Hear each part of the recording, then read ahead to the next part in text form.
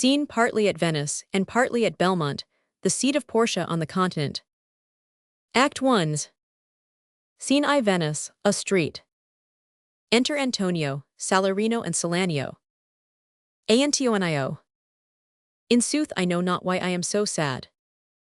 It wearies me, you say it wearies you. But how I caught it, found it or came by it. What stuff 'tis made of, whereof it is born. I am to learn. And such a want-wit sadness makes of me, that I have much ado to know myself.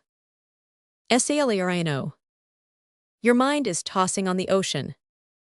There were your argosies, with portly sail, like Signors and rich burghers on the flood, or as it were the pageants of the sea, do overpeer the petty traffickers, that curtsy to them, do them reverence, as they fly by them with their woven wings.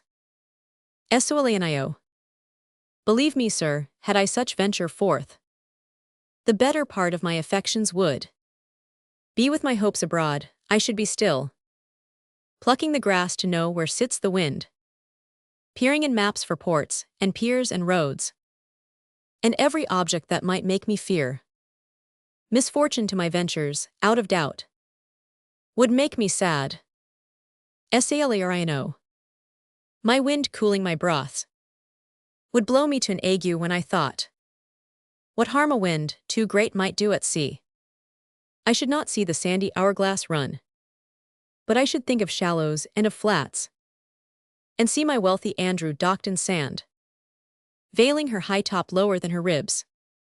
To kiss her burial, should I go to church, and see the holy edifice of stone, and not bethink me straight of dangerous rocks, which, touching but my gentle vessel's side, would scatter all her spices on the stream, enrobe the roaring waters with my silks, and in a word, but even now worth this, and now worth nothing, shall I have the thought to think on this, and shall I lack the thought that such a thing bechanked would make me sad. But tell not me, I know Antonio is sad to think upon his merchandise. Antonio.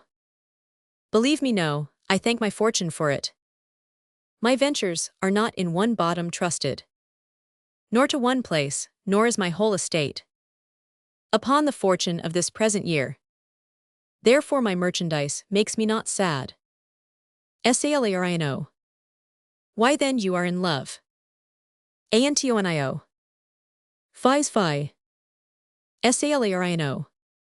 Not in love neither, then let us say you are sad. Because you are not merry, and 'twere as easy for you to laugh and leap, and say you are merry. Because you are not sad, now by two-headed Janus. Nature hath framed strange fellows in her time, some that will evermore peep through their eyes, and laugh like parrots at a bagpiper, and other of such vinegar aspect, that they'll not show their teeth in way of smile, though Nestor swear the jest be laughable. Enter Bassanio, Lorenzo and Gratiano. Salanio. Here comes Bassanio, your most noble kinsman. Gratiano and Lorenzo, fare ye well. We leave you now with better company. Salarino. I would have stayed till I had made you merry, if worthier friends had not prevented me. Antonio. Your worth is very dear in my regard. I take it your own business calls on you, and you embrace occasion to depart. Salarino. Good morrow, my good lords. Bassanio. Good signors both, when shall we laugh, say when? You grow exceeding strange, must it be so? Salarino. We'll make our leisures to attend on yours. Lorenzo.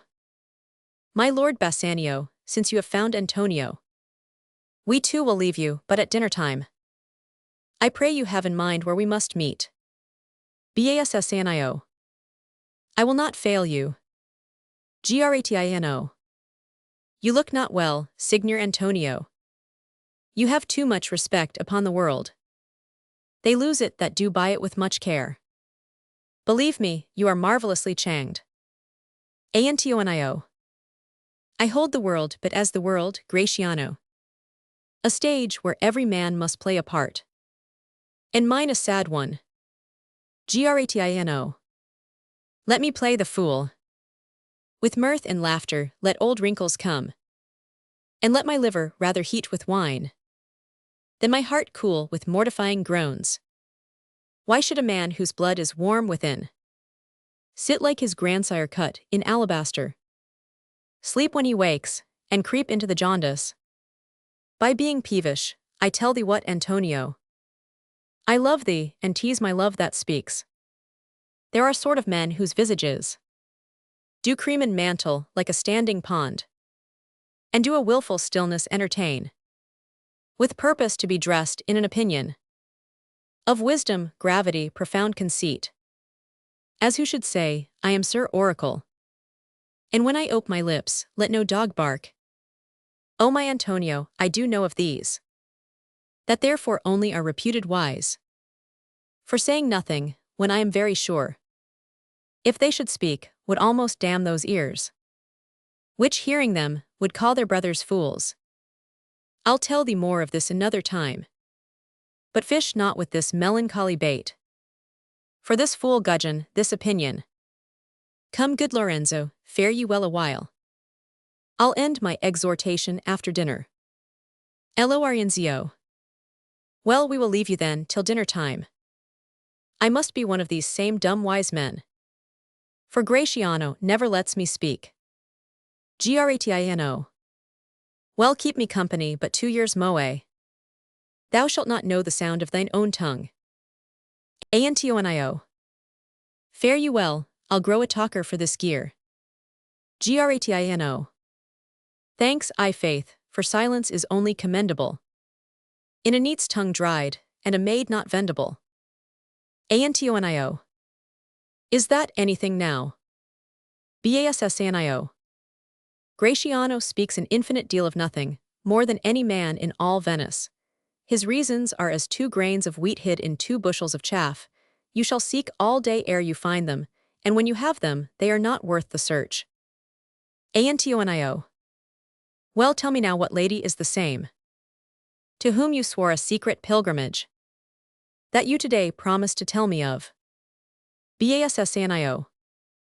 'Tis not unknown to you, Antonio, how much I have disabled mine estate by something showing a more swelling port than my faint means would grant continuance.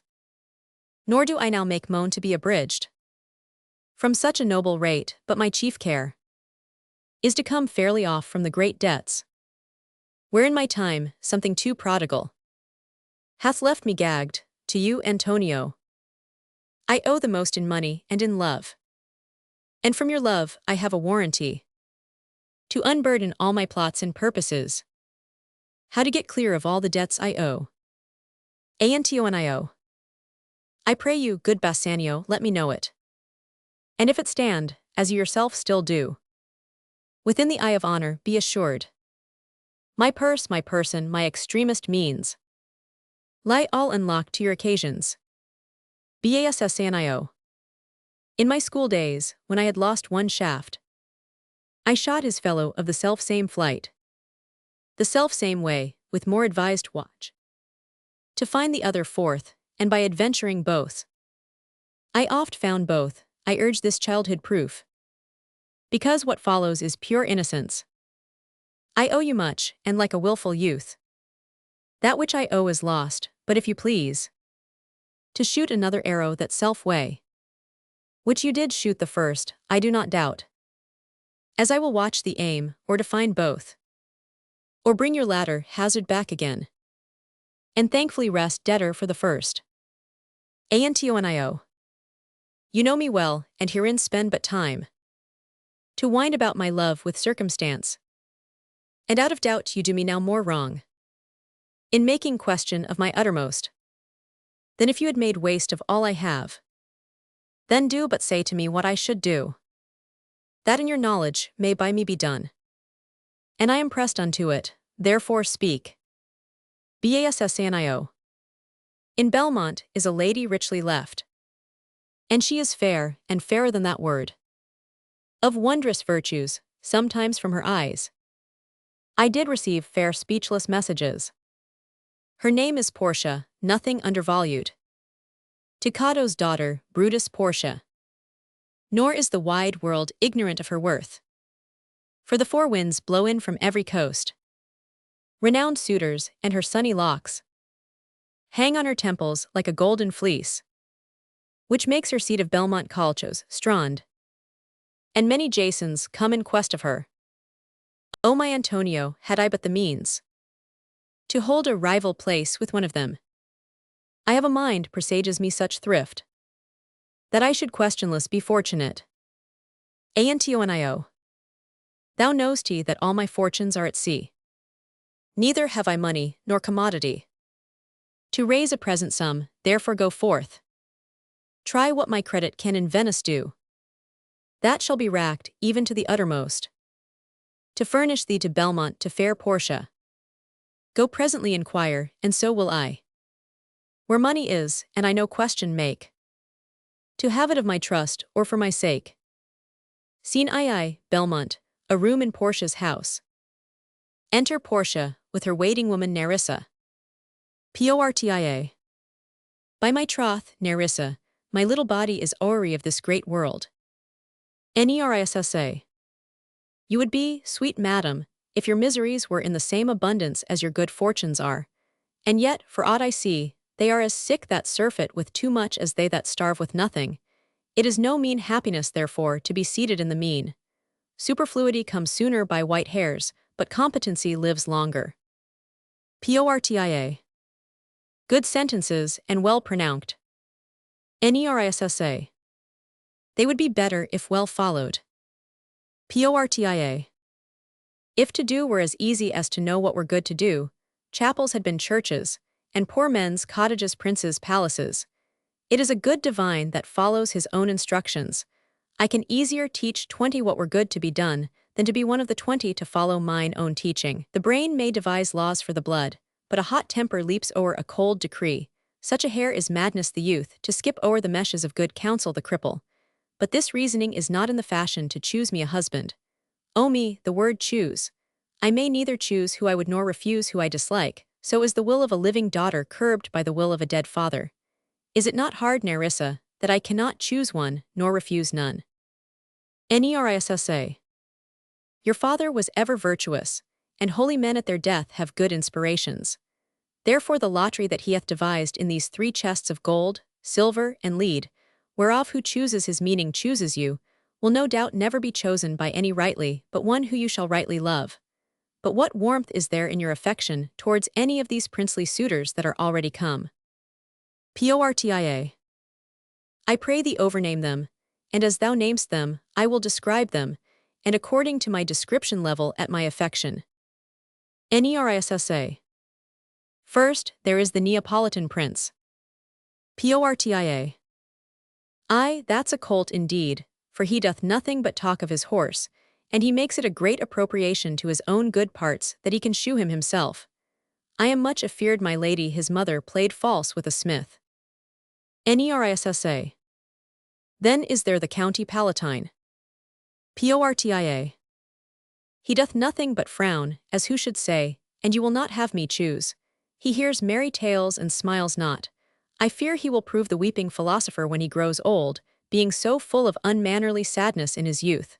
I had rather be married to a death's head with a bone in his mouth than to either of these. God defend me from these two. Nerissa. How say you by the French lord, Monsieur Le Bon? Portia. God made him, and therefore let him pass for a man. In truth, I know it is a sin to be a mocker, but why, he hath a horse better than the Neapolitans, a better bad habit of frowning than the Count Palatine. He is every man and no man. If a throstle sing, he falls straight a-capering. He will fence with his own shadow. If I should marry him, I should marry 20 husbands. If he would despise me, I would forgive him, for if he love me to madness, I shall never requite him. Nerissa. What say you then to Falconbridge, the young Baron of England? Portia. You know I say nothing to him, for he understands not me, nor I him. He hath neither Latin, French, nor Italian, and you will come into the court and swear that I have a poor pennyworth in the English. He is a proper man's picture, but alas, who can converse with a dumb show? How oddly he is suited. I think he bought his doublet in Italy, his round hose in France, his bonnet in Germany, and his behavior everywhere. Nerissa. What think you of the Scottish lord, his neighbour? Portia. That he hath a neighbourly charity in him, for he borrowed a box of the ear of the Englishman, and swore he would pay him again when he was able. I think the Frenchman became his surety, and sealed under for another. Nerissa. How like you the young German, the Duke of Saxony's nephew? Portia. Very vilely in the morning when he is sober, and most vilely in the afternoon when he is drunk. When he is best, he is a little worse than a man, and when he is worst, he is little better than a beast. And the worst fall that ever fell, I hope I shall make shift to go without him. Nerissa. If he should offer to choose, and choose the right casket, you should refuse to perform your father's will, if you should refuse to accept him. Portia. Therefore, for fear of the worst, I pray thee set a deep glass of Rhenish wine on the contrary casket, for if the devil be within and that temptation without, I know he will choose it.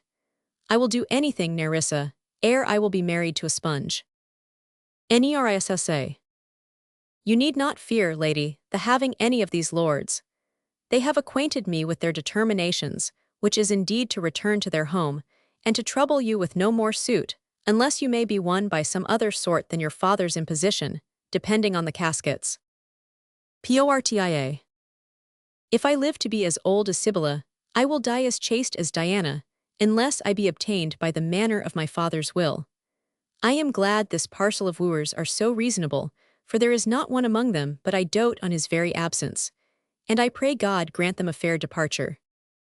Nerissa. Do you not remember, lady, in your father's time, a Venetian, a scholar and a soldier, that came hither in company of the Marquis of Montferrat? Portia. Yes, yes, it was Bassanio, as I think, so was he called. Nerissa. True, madam. He, of all the men that ever my foolish eyes looked upon, was the best deserving a fair lady. Portia. I remember him well, and I remember him worthy of thy praise. Enter a servingman. How now, what news? Servingman. The 4 strangers seek for you, madam, to take their leave. And there is a forerunner come from a 5th, the Prince of Morocco, who brings word the prince his master will be here tonight.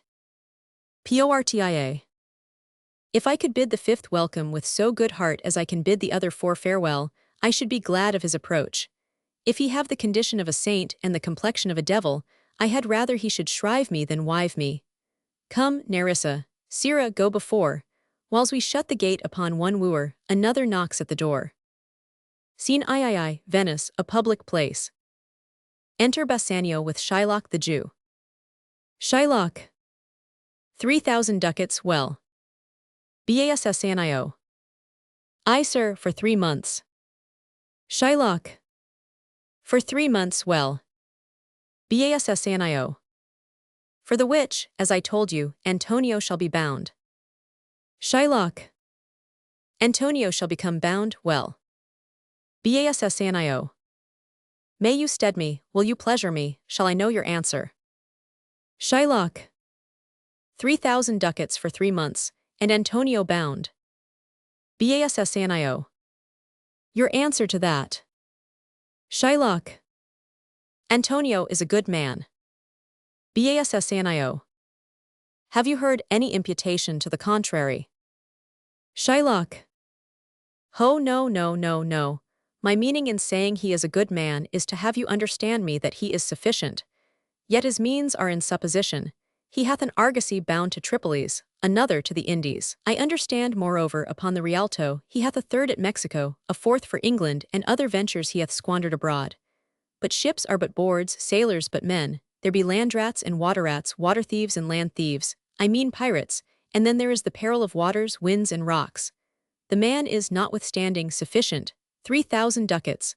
I think I may take his bond. Bassanio. Be assured you may.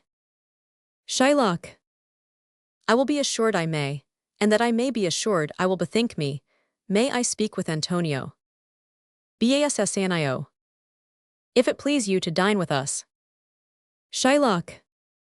Yes, to smell pork, to eat of the habitation which your prophet, the Nazarite, conjured the devil into. I will buy with you, sell with you, talk with you, walk with you, and so following, but I will not eat with you, drink with you, nor pray with you. What news on the Rialto? Who is he comes here? Enter Antonio. Bassanio. This is Signor Antonio. Shylock. How like a fawning publican he looks. I hate him for he is a Christian. But more for that in low simplicity. He lends out money gratis, and brings down the rate of usance here with us in Venice. If I can catch him once upon the hip, I will feed fat the ancient grudge I bear him. He hates our sacred nation, and he rails, even there where merchants most do congregate, on me, my bargains, and my well-won thrift, which he calls interest. Cursed be my tribe, if I forgive him. Bassanio. Shylock, do you hear? Shylock. I am debating of my present store, and by the near guess of my memory, I cannot instantly raise up the gross of full 3,000 ducats. What of that? Tubal, a wealthy Hebrew of my tribe, will furnish me, but soft, how many months? Do you desire, rest you fair, good Signor? Your worship was the last man in our mouths. Antonio. Shylock, albeit I neither lend nor borrow, by taking nor by giving of excess, yet to supply the ripe wants of my friend, I'll break a custom. Is he yet possessed? How much ye would? Shylock. I 3,000 ducats. Antonio. And for 3 months. Shylock. I had forgot, 3 months, you told me so. Well then, your bond, and let me see but hear you. Methought you said you neither lend nor borrow. Upon advantage. Antonio. I do never use it. Shylock. When Jacob grazed his uncle Laban's sheep, this Jacob from our holy Abram was, as his wise mother wrought in his behalf, the third possessor. He was the third. Antonio. And what of him, did he take interest? Shylock. No, not take interest, not, as you would say, directly interest. Mark what Jacob did, when Laban and himself were compromised, that all the eanlings which were streaked and pied should fall as Jacob's hire, the ewes being rank, in end of autumn turned to the rams. And when the work of generation was between these woolly breeders in the act, the skilful shepherd pilled me certain wands, and in the doing of the deed of kind, he stuck them up before the fulsome ewes, who then conceiving did in eaning time fall party-colored lambs, and those were Jacob's. This was a way to thrive, and he was blessed. And thrift is blessing if men steal it not. Antonio. This was a venture, sir, that Jacob served for, a thing not in his power to bring to pass, but swayed and fashioned by the hand of heaven. Was this inserted to make interest good? Or is your gold and silver ewes and rams? Shylock. I cannot tell, I make it breed as fast. But note me, Signor. Antonio. Mark you this, Bassanio. The devil can cite scripture for his purpose. An evil soul producing holy witness is like a villain with a smiling cheek, a goodly apple rotten at the heart. Oh, what a goodly outside falsehood hath. Shylock. 3,000 ducats, 'tis a good round sum. 3 months from 12, then let me see the rate. Antonio. Well, Shylock, shall we be beholding to you? Shylock. Signor Antonio, many a time and oft, in the Rialto you have rated me about my moneys and my usances. Still have I borne it with a patient shrug, for sufferance is the badge of all our tribe. You call me misbeliever, cut-throat dog, and sped upon my Jewish gabardine, and all for use of that which is mine own. Well then, it now appears you need my help. Go to then you come to me and you say, Shylock, we would have moneys, you say so. You that did void your room upon my beard, and foot me as you spurn a stranger cur. Over your threshold, moneys is your suit. What should I say to you, should I not say? Hath a dog money, is it possible? A cur can lend 3,000 ducats, or shall I bend low and in a bondman's key, with bated breath and whispering humbleness, say this: Fair sir, you sped on me on Wednesday last. You spurned me such a day, another time. You called me dog, and for these courtesies, I'll lend you thus much moneys. Antonio. I am as like to call thee so again, to sped on thee again, to spurn thee too. If thou wilt lend this money, lend it not. As to thy friends, for when did friendship take a breed for barren metal of his friend? But lend it rather to thine enemy, who if he break, thou mayst with better face exact the penalty. Shylock. Why look you how you storm? I would be friends with you, and have your love. Forget the shames that you have stained me with. Supply your present wants, and take no doit of usance for my moneys, and you'll not hear me. This is kind I offer. Bassanio. This were kindness. Shylock. This kindness will I show. Go with me to a notary, seal me there your single bond, and in a merry sport, if you repay me not on such a day, in such a place, such sum or sums as are expressed in the condition, let the forfeit be nominated for an equal pound of your fair flesh, to be cut off and taken. In what part of your body pleaseth me? Antonio. Content, in faith, I'll seal to such a bond, and say there is much kindness in the Jew. Bassanio. You shall not seal to such a bond for me. I'll rather dwell in my necessity. Antonio. Why fear not, man, I will not forfeit it. Within these 2 months, that's a month before this bond expires, I do expect return of thrice 3 times the value of this bond. Shylock. O Father Abram, what these Christians are, whose own hard dealings teaches them suspect the thoughts of others, pray you tell me this. If he should break his day, what should I gain by the exaction of the forfeiture? A pound of man's flesh, taken from a man, is not so estimable, profitable neither, as flesh of muttons, beefs, or goats. I say, to buy his favor, I extend this friendship. If you will take it, so; if not, adieu. And for my love, I pray you wrong me not. Antonio. Yes, Shylock, I will seal unto this bond. Shylock. Then meet me forthwith at the notary's. Give him direction for this merry bond, and I will go and purse the ducats straight. See to my house left in the fearful guard of an unthrifty knave, and presently I'll be with you. Antonio. Hi thee, gentle Jew. This Hebrew will turn Christian, he grows kind. Bassanio. I like not fair terms and a villain's mind. Antonio. Come on, in this there can be no dismay. My ships come home a month before the day. Act 2. Scene I. Belmont, a room in Portia's house. Flourish of cornets. Enter the Prince of Morocco, a tawny Moor all in white, and 3 or 4 followers accordingly, with Portia, Nerissa and their train. Prince of Morocco. Mislike me not for my complexion, the shadowed livery of the burnished sun, to whom I am a neighbor and near bred. Bring me the fairest creature northward born, where Phoebus, fire scarce thaws the icicles, and let us make incision for your love, to prove whose blood is reddest, his or mine. I tell thee, lady, this aspect of mine hath feared the valiant, by my love I swear. The best regarded virgins of our clime have loved it too. I would not change this hue, except to steal your thoughts, my gentle queen. Portia.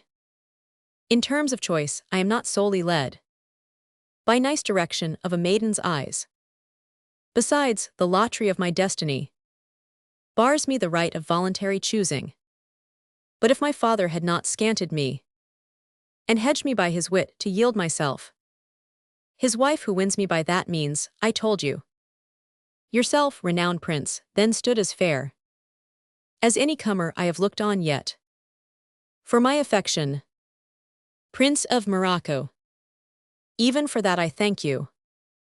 Therefore I pray you lead me to the caskets, to try my fortune by this scimitar that slew the Sophie and a Persian prince, that won 3 fields of Sultan Solomon.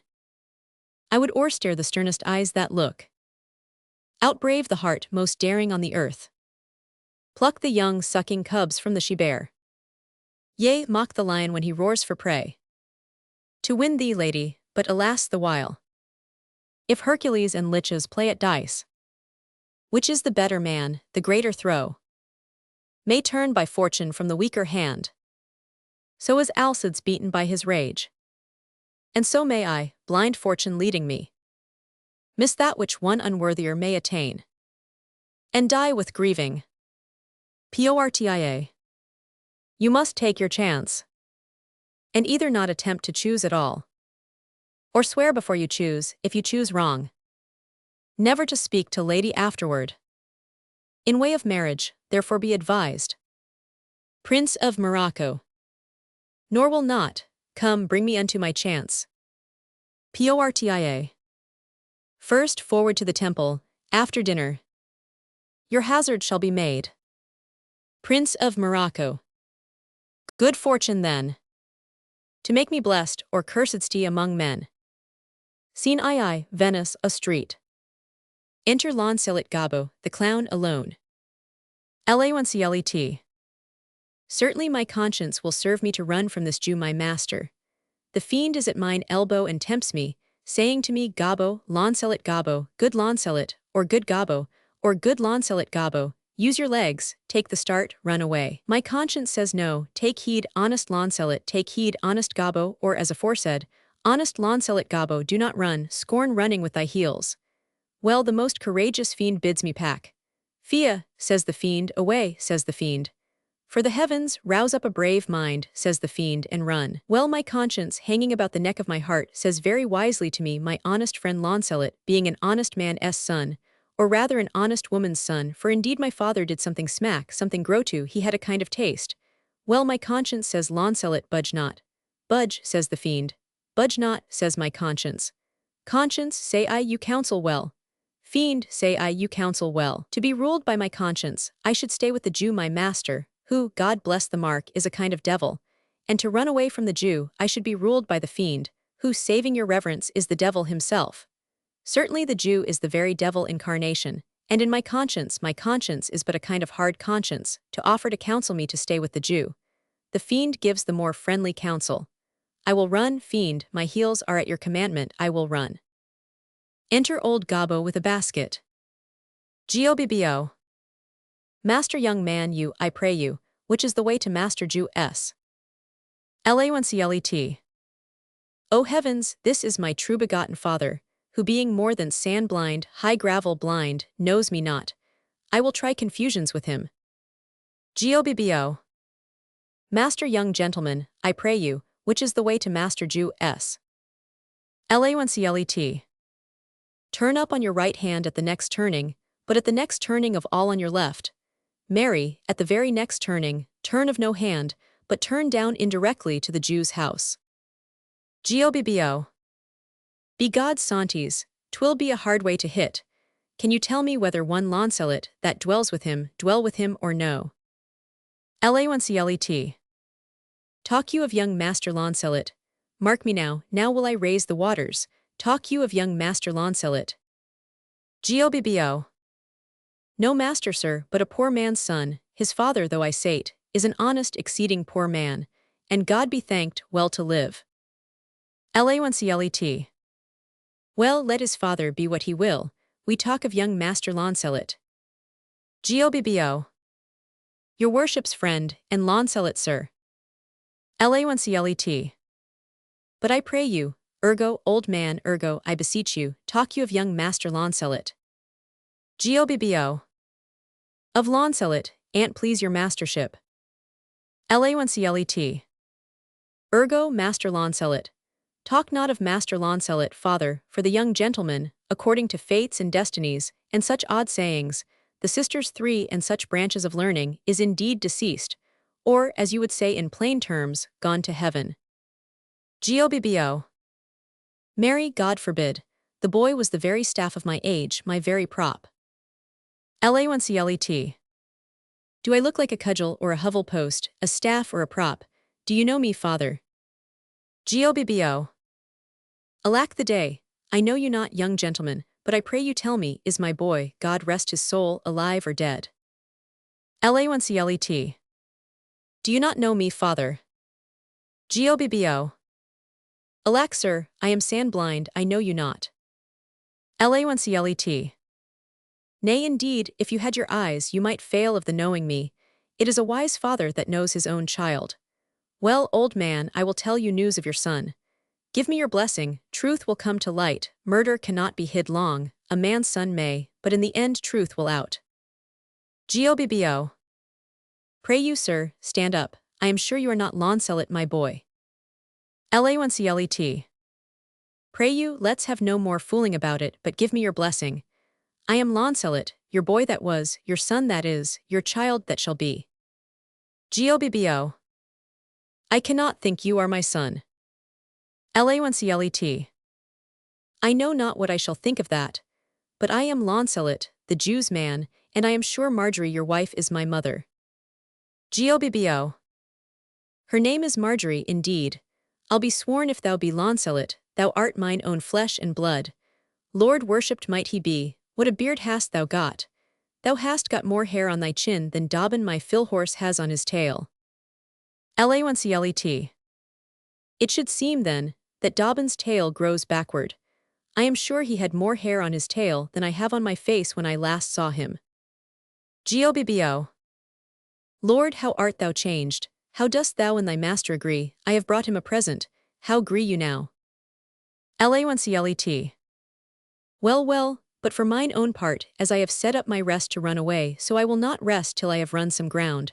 My master is a very Jew. Give him a present, give him a halter. I am famished in his service. You may tell every finger I have with my ribs. Father, I am glad you are come. Give me your present to one Master Bassanio, who indeed gives rare new liveries. If I serve not him, I will run as far as God has any ground. O rare fortune, here comes the man. To him, father, for I am a Jew if I serve the Jew any longer. Enter Bassanio with Leonardo, and a follower or two. Bassanio. You may do so, but let it be so hasted that supper be ready at the farthest by 5 of the clock. See these letters delivered, put the liveries to making, and desire Gratiano to come anon to my lodging. Launcelet. To him, father. Gobbo. God bless your worship. Bassanio. Gramercy, wouldst thou aught with me? Gobbo.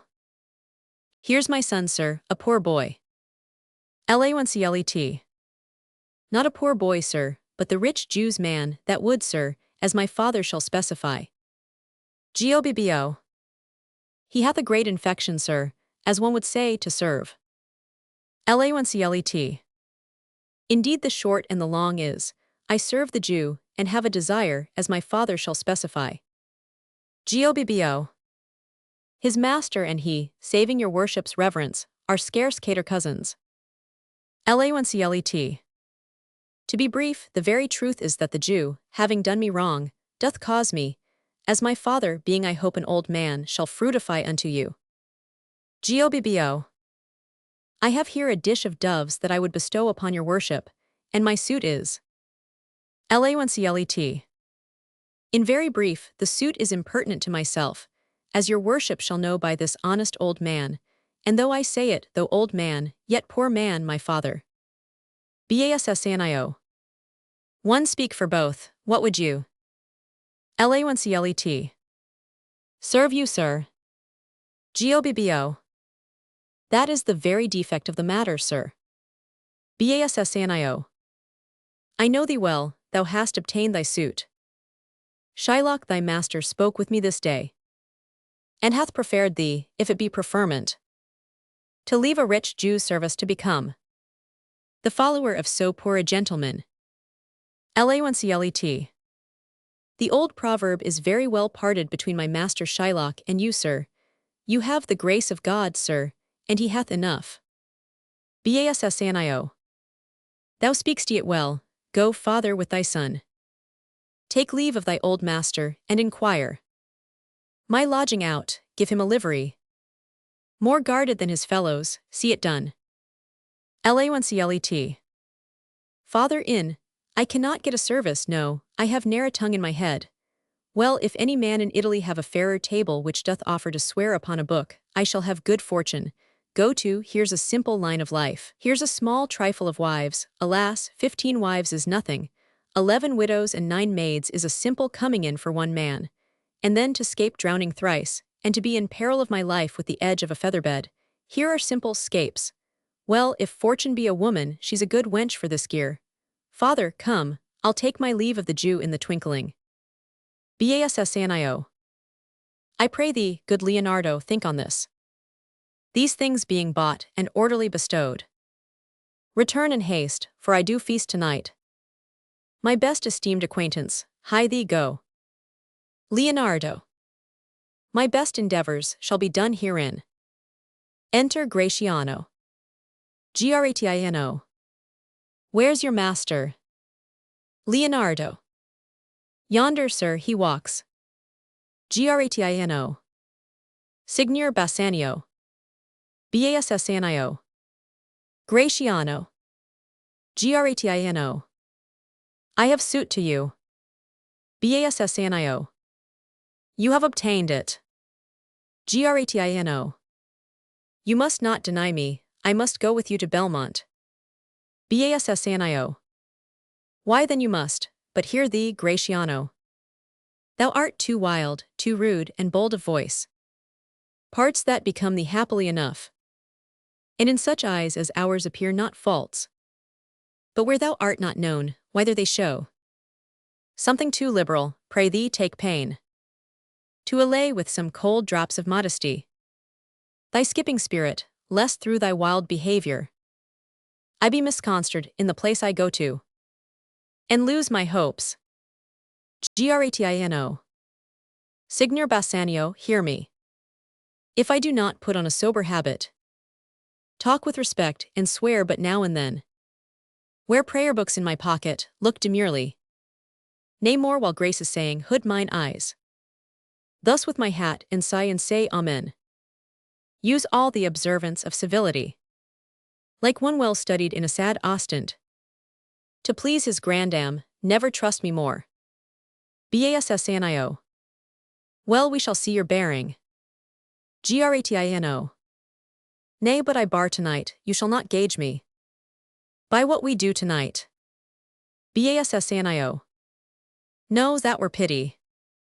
I would entreat you rather to put on your boldest suit of mirth, for we have friends that purpose merriment, but fare you well. I have some business. Gratino. And I must to Lorenzo and the rest. But we will visit you at supper time. Scene I, the same, a room in Shylock's house. Enter Jessica and Launcelot. Jessica. I am sorry thou wilt leave my father so. Our house is hell, and thou, a merry devil, didst rob it of some taste of tediousness. But fare thee well, there is a ducat for thee. And Launcelot, soon at supper shalt thou see Lorenzo, who is thy new master's guest. Give him this letter, do it secretly. And so farewell, I would not have my father see me and talk with thee. Launcelot. Adieu, tears exhibit my tongue, most beautiful pagan, most sweet Jew. If a Christian do not play the knave and get thee, I am much deceived. But adieu, these foolish drops do something drown my manly spirit. Adieu. Jessica. Farewell, good Launcelot. Alack, what heinous sin is it in me to be ashamed to be my father's child. But though I am a daughter to his blood, I am not to his manners, O Lorenzo. If thou keep promise, I shall end this strife. Become a Christian, and thy loving wife. Scene IV, the same, a street. Enter Gratiano, Lorenzo, Salarino and Salanio. Ello Arienzio. Nay, we will slink away in supper time. Disguise us at my lodging, and return. All in an hour. Gratino. We have not made good preparation. Salarino. We have not spoke us yet of torch-bearers. Solanio. 'Tis vile, unless it may be quaintly ordered. And better in my mind, not undertook. Ello Arienzio. 'Tis now but 4 o'clock, we have 2 hours. To furnish us. Enter Launcelot with a letter. Friend Launcelot, what's the news? Launcelet. And it shall please you to break up this, it shall seem to signify. Ello Arienzio. I know the hand, in faith 'tis a fair hand. And whiter than the paper it writ on. Is the fair hand that writ? Gratino. Love news in faith. Launcelet. By your leave, sir. Ello Arienzio. Whither goest thou? Launcelet. Marry, sir, to bid my old master the Jew to sup tonight with my new master the Christian. Ello Arienzio. Hold here, take this, tell gentle Jessica. I will not fail her, speak it privately. Go, gentlemen. Will you prepare you for this mask tonight? I am provided of a torch-bearer. Salarino. I marry, I'll be gone about it straight. Solanio. And so will I. Ello Arienzio. Meet me and Gratiana. At Gratiano's lodging some hour hence. Salarino. 'Tis good we do so. Gratino. Was not that letter from fair Jessica? Ello Arienzio. I must needs tell thee all, she hath directed. How I shall take her from her father's house. What gold and jewels she is furnished with. What page's suit she hath in readiness. If ere the Jew, her father, come to heaven, it will be for his gentle daughter's sake. And never dare misfortune cross her foot, unless she do it under this excuse, that she is issue to a faithless Jew. Come, go with me, peruse this as thou goest. Fair Jessica shall be my torch-bearer. Scene V the same, before Shylock's house. Enter Shylock the Jew, and Launcelot his man that was the clown. Shylock. Well, thou shalt see, thy eyes shall be thy judge. The difference of old Shylock and Bassanio. What, Jessica, thou shalt not gourmandize. As thou hast done with me, what, Jessica? And sleep and snore and rend apparel out. Why, Jessica, I say. Launcelet. Why, Jessica? Shylock. Who bids thee call? I do not bid thee call. Launcelet. Your worship was wont to tell me I could do nothing without bidding. Enter Jessica. JSSICA. Call you, what is your will? Shylock. I am bid forth to supper, Jessica. There are my keys, but wherefore should I go? I am not bid for love, they flatter me. But yet I'll go in hate, to feed upon the prodigal Christian, Jessica my girl. Look to my house, I am right loath to go. There's some ill a-brewing towards my rest. For I did dream of money bags tonight. Launcelet. I beseech you, sir, go, my young master doth expect your reproach. Shylock. So do I his. Launcelet. And they have conspired together. I will not say you shall see a mask, but if you do, then it was not for nothing that my nose fell a-bleeding on Black Monday last at 6 o'clock ith morning, falling out that year on Ash Wednesday was 4 year in th afternoon. Shylock. What are their masks, hear you me, Jessica? Lock up my doors, and when you hear the drum, and the vile squealing of the wry-necked fife, Clamber not you up to the casements then, nor thrust your head into the public street, to gaze on Christian fools with varnished faces. But stop my house's ears, I mean my casements. Let not the sound of shallow foppery enter my sober house, by Jacob's staff I swear. I have no mind of feasting forth tonight. But I will go you before me, sirrah. Say I will come. Launclet. I will go before, sir. Mistress, look out at window for all this. There will come a Christian by. Will be worth a Jewess eye. Shylock. What says that fool of Hagar's offspring, ha? Jussica. His words were farewell, mistress, nothing else. Shylock. The patch is kind enough, but a huge feeder. Snail slow in profit, and he sleeps by day. More than the wild cat, drones hive not with me. Therefore I part with him, and part with him. To one that I would have him help to waste his borrowed purse, well, Jessica, go in. Perhaps I will return immediately. Do as I bid you, shut doors after you. Fast bind, fast find. A proverb never stale in thrifty mind. Jussica. Farewell, and if my fortune be not crossed, I have a father, you a daughter lost. Scene vi, the same. Enter the maskers, Gratiano and Salarino. Gratino. This is the penthouse under which Lorenzo desired us to make stand. Salarino. His hour is almost past. Gratino.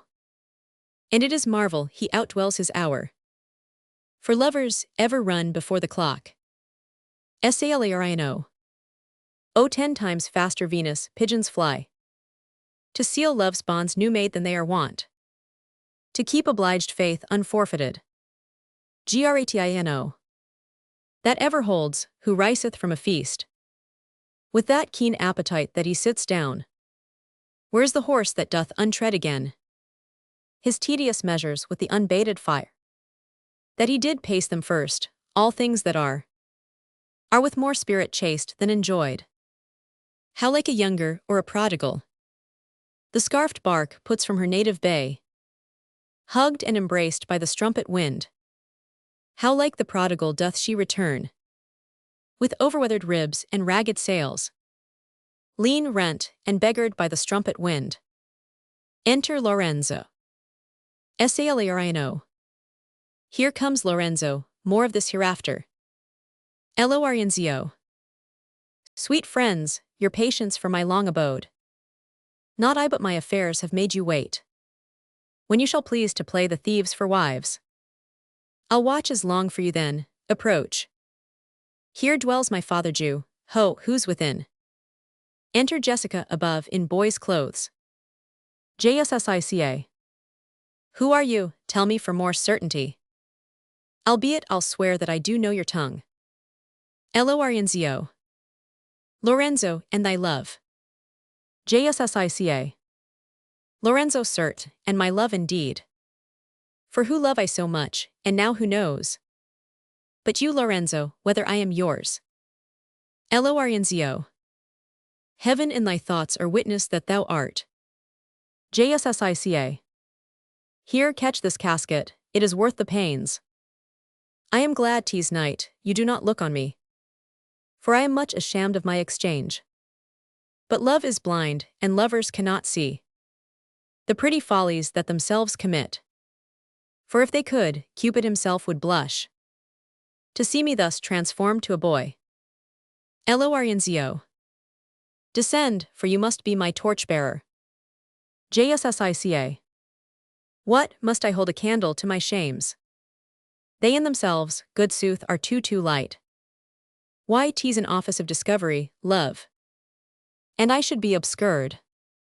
Lorenzo. So are you, sweet.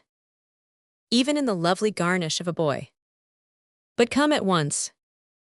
For the close night doth play the runaway. And we are stayed for at Bassanio's feast. Jussica. I will make fast the doors, and gild myself with some moe ducats, and be with you straight. Gratino. Now by my hood a gentle and no Jew. Lorienzio. Beshrew me, but I love her heartily. For she is wise, if I can judge of her. And fair she is, if that mine eyes be true. And true she is, as she hath proved herself. And therefore, like herself, wise, fair, and true, shall she be placed in my constant soul. Enter Jessica. What art thou come, on gentlemen away? Our masking mates by this time for a stay. Enter Antonio. Antonio. Who's there? Gratino. Signor Antonio. Antonio. Fi Graciano, where all the rest? 'Tis 9 o'clock, our friends all stay for you. No mask tonight, the wind is come about. Bassanio presently will go aboard. I have sent 20 out to seek for you. Gratino. I am glad, aunt, I desire no more delight than to be under sail and gone tonight. Scene VII, Belmont, a room in Portia's house. Flourish of cornets. Enter Portia with the Prince of Morocco and both their trains. Portia. Go draw aside the curtains and discover the several caskets to this noble prince. Now make your choice. Prince of Morocco. The first, of gold, who this inscription bears. Who chooseth me shall gain what many men desire. The second, silver, which this promise carries. Who chooseth me shall get as much as he deserves. This third, dull lead, with warning all is blunt. Who chooseth me must give and hazard all he hath. How shall I know if I do choose the right? Portia. The one of them contains my picture, prince. If you choose that, then I am yours withal. Prince of Morocco. Some god direct my judgment, let me see. I will survey the inscriptions back again. What says this leaden casket? Who chooseth me must give and hazard all he hath. Must give for what? For lead, hazard for lead. This casket threatens, men that hazard all. Do it in hope of fair advantages. A golden mind stoops not to shows of dross. I'll then nor give nor hazard aught for lead. What says the silver with her virgin hue? Who chooseth me shall get as much as he deserves. As much as he deserves, pause there, Morocco. And weigh thy value with an even hand. If thou be'st rated by thy estimation, thou dost deserve enough, and yet enough may not extend so far as to the lady. And yet to be afeard of my deserving were but a weak disabling of myself. As much as I deserve, why that's the lady. I do in birth deserve her, and in fortunes, in graces, and in qualities of breeding. But more than these, in love I do deserve. What if I strayed no farther, but chose here? Let's see once more this saying graved in gold. Who chooseth me shall gain what many men desire. Why that's the lady, all the world desires her. From the four corners of the earth they come to kiss this shrine, this mortal breathing saint.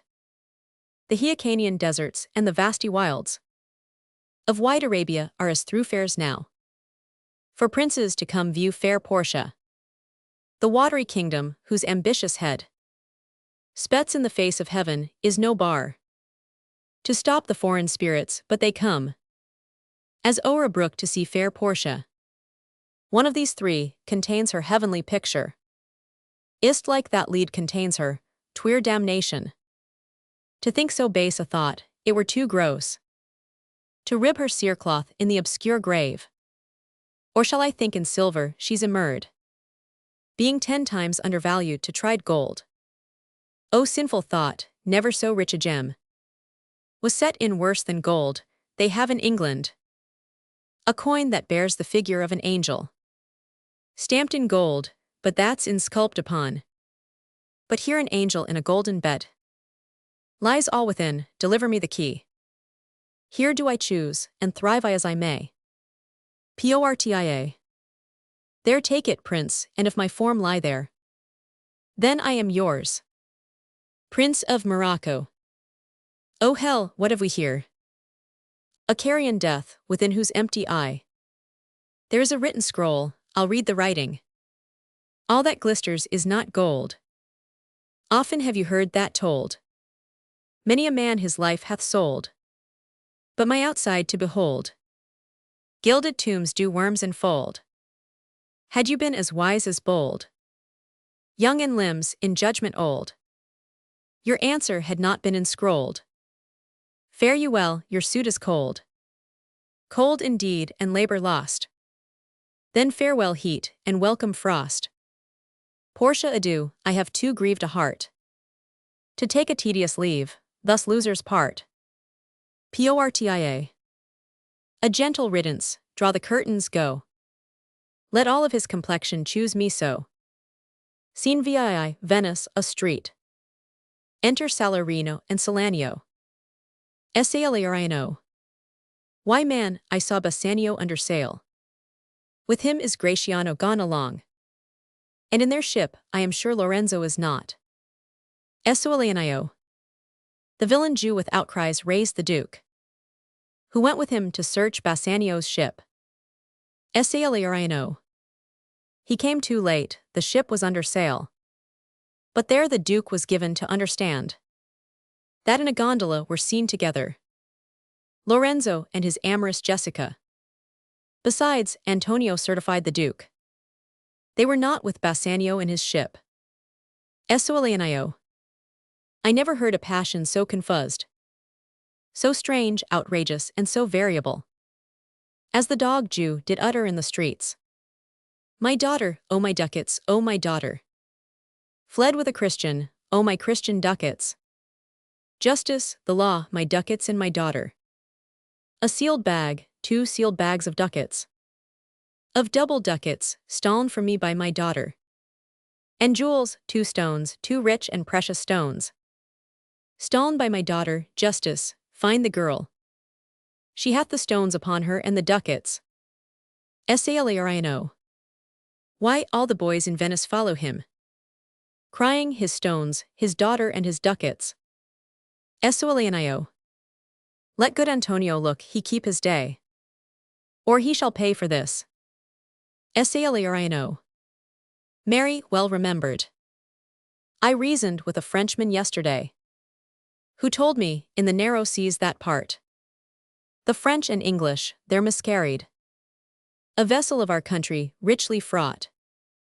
I thought upon Antonio when he told me, and wished in silence that it were not his.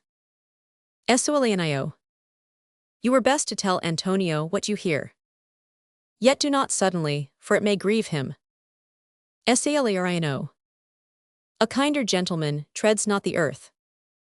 I saw Bassanio and Antonio part. Bassanio told him he would make some speed. Of his return, he answered, do not so. Slubber not business for my sake, Bassanio, but stay the very riping of the time.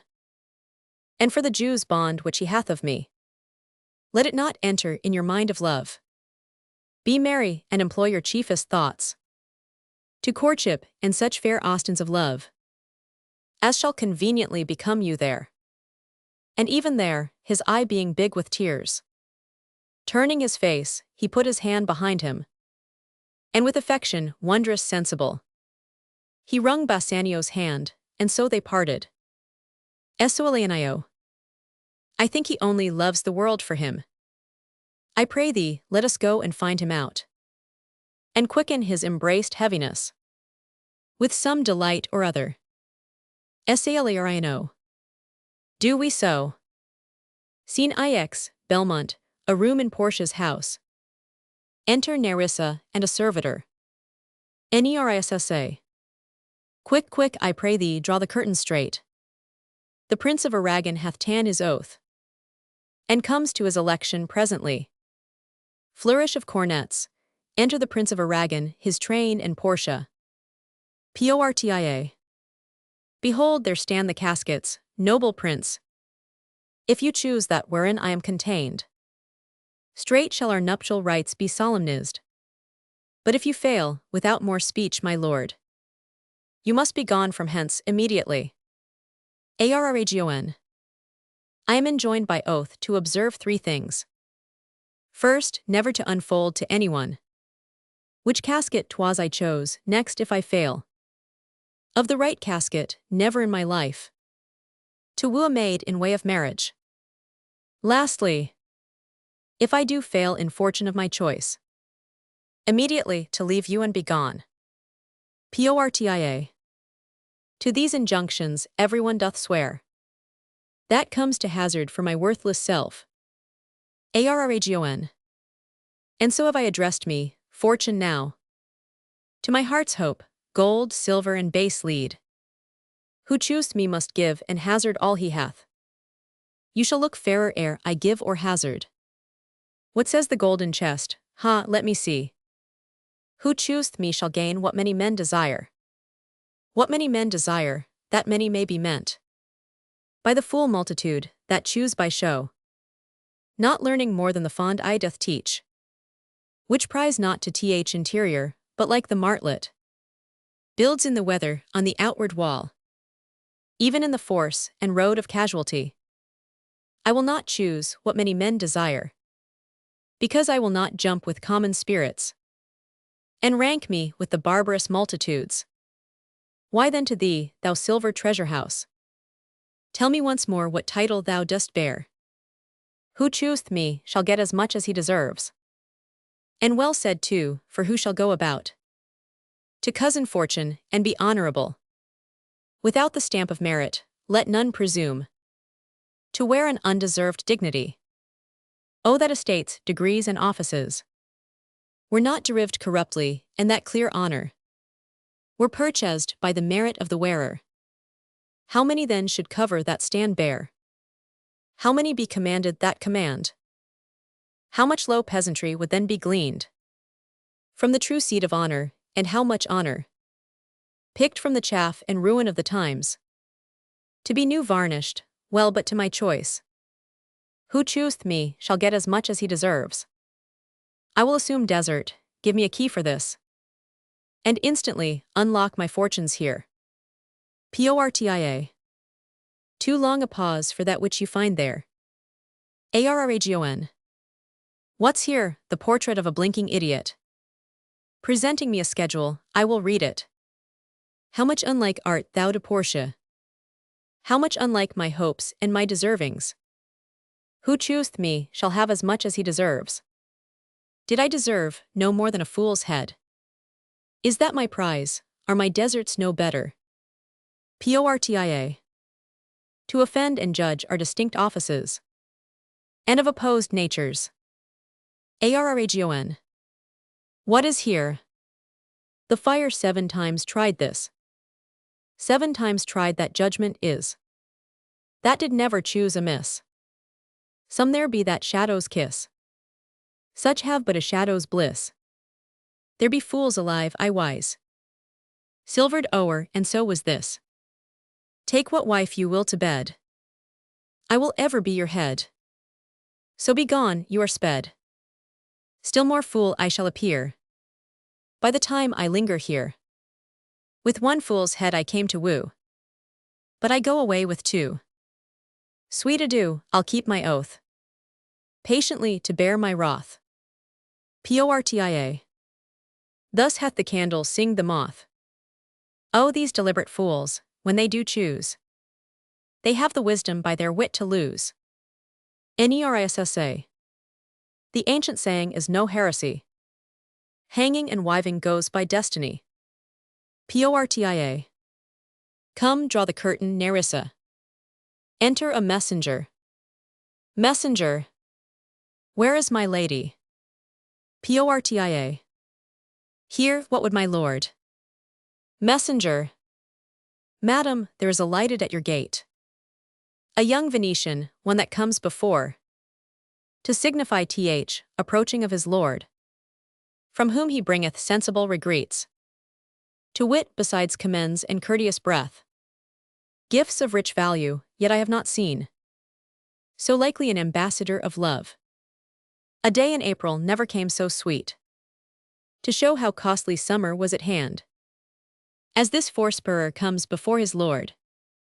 Portia. No more I pray thee, I am half afeard. Thou wilt say anon he is some kin to thee. Thou spend'st such high-day wit in praising him.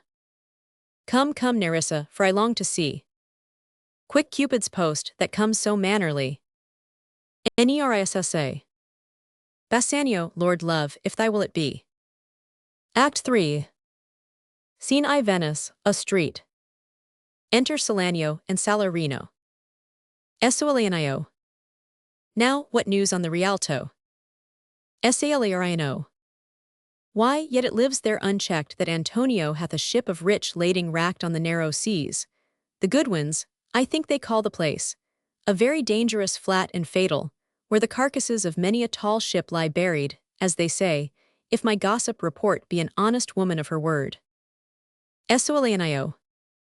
I would she were as lying a gossip in that as ever napped ginger, or made her neighbors believe she wept for the death of a third husband.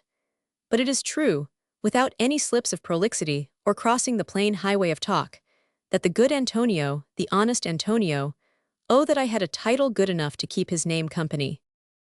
Salarino. Come the full stop. Salanio. Ha, what sayest thou? Why, the end is he hath lost a ship. Salarino. I would it might prove the end of his losses. Salanio. Let me say, Amen betimes, lest the devil cross my prayer, for here he comes in the likeness of a Jew. Enter Shylock. How now, Shylock, what news among the merchants? Shylock. You knew none so well as you, of my daughter's flight. Salarino. That's certain, I for my part, knew the tailor that made the wings she flew withal. Salanio.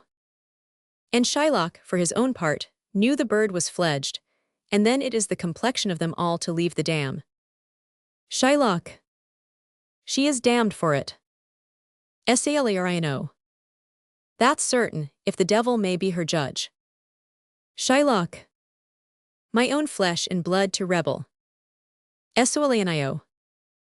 Out upon it, old carrion, rebels it at these years. Shylock.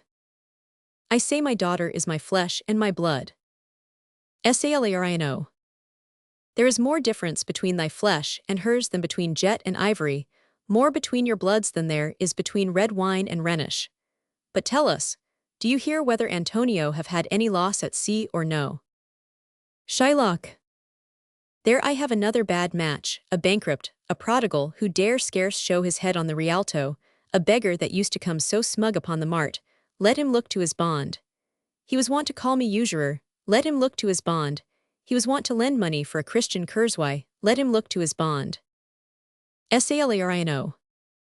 Why, I am sure if he forfeit, thou wilt not take his flesh. What's that good for? Shylock. To bait fish withal, if it will feed nothing else, it will feed my revenge. He hath discracked me and hindered me 500,000, laughed at my losses, mocked at my gains, scorned my nation, thwarted my bargains, cooled my friends, heated mine enemies. And what's his reason? I am a Jew. Hath not a Jew eyes? Hath not a Jew hands, organs, dimensions, senses, affections, passions? Fed with the same food, hurt with the same weapons, subject to the same diseases, healed by the same means, warmed and cooled by the same winter and summer as a Christian is. If you prick us, do we not bleed? If you tickle us, do we not laugh? If you poison us, do we not die? And if you wrong us, shall we not revenge? If we are like you in the rest, we will resemble you in that. If a Jew wrong a Christian, what is his humility? Revenge. If a Christian wrong a Jew, what should his sufferance be by Christian example? Why, revenge. The villainy you teach me I will execute, and it shall go hard, but I will better the instruction. Enter a man from Antonio. Servant. Gentlemen, my master Antonio is at his house, and desires to speak with you both. Salarino. We have been up and down to seek him. Enter Tubal. Salanio. Here comes another of the tribe. A third cannot be matched, unless the devil himself turn Jew. Shylock. How now, Tubal, what news from Genoa? Hast thou found my daughter? Tubal. I often came where I did hear of her, but cannot find her. Shylock. Why there. A diamond gone cost me 2,000 ducats in Frankfurt. The curse never fell upon our nation till now, I never felt it till now. 2,000 ducats in that, and other precious, precious jewels. I would my daughter were dead at my foot, and the jewels in her ear. Would she were hearsed at my foot, and the ducats in her coffin. No news of them, why so? And I know not what's spent in the search. Why thou loss upon loss? The thief gone with so much, and so much to find the thief, and no satisfaction, no revenge, nor no ill luck stirring, but what lights o' my shoulders, no sighs but o' my breathing, no tears but o' my shedding. Tubal. Yes, other men have ill luck too. Antonio, as I heard in Genoa.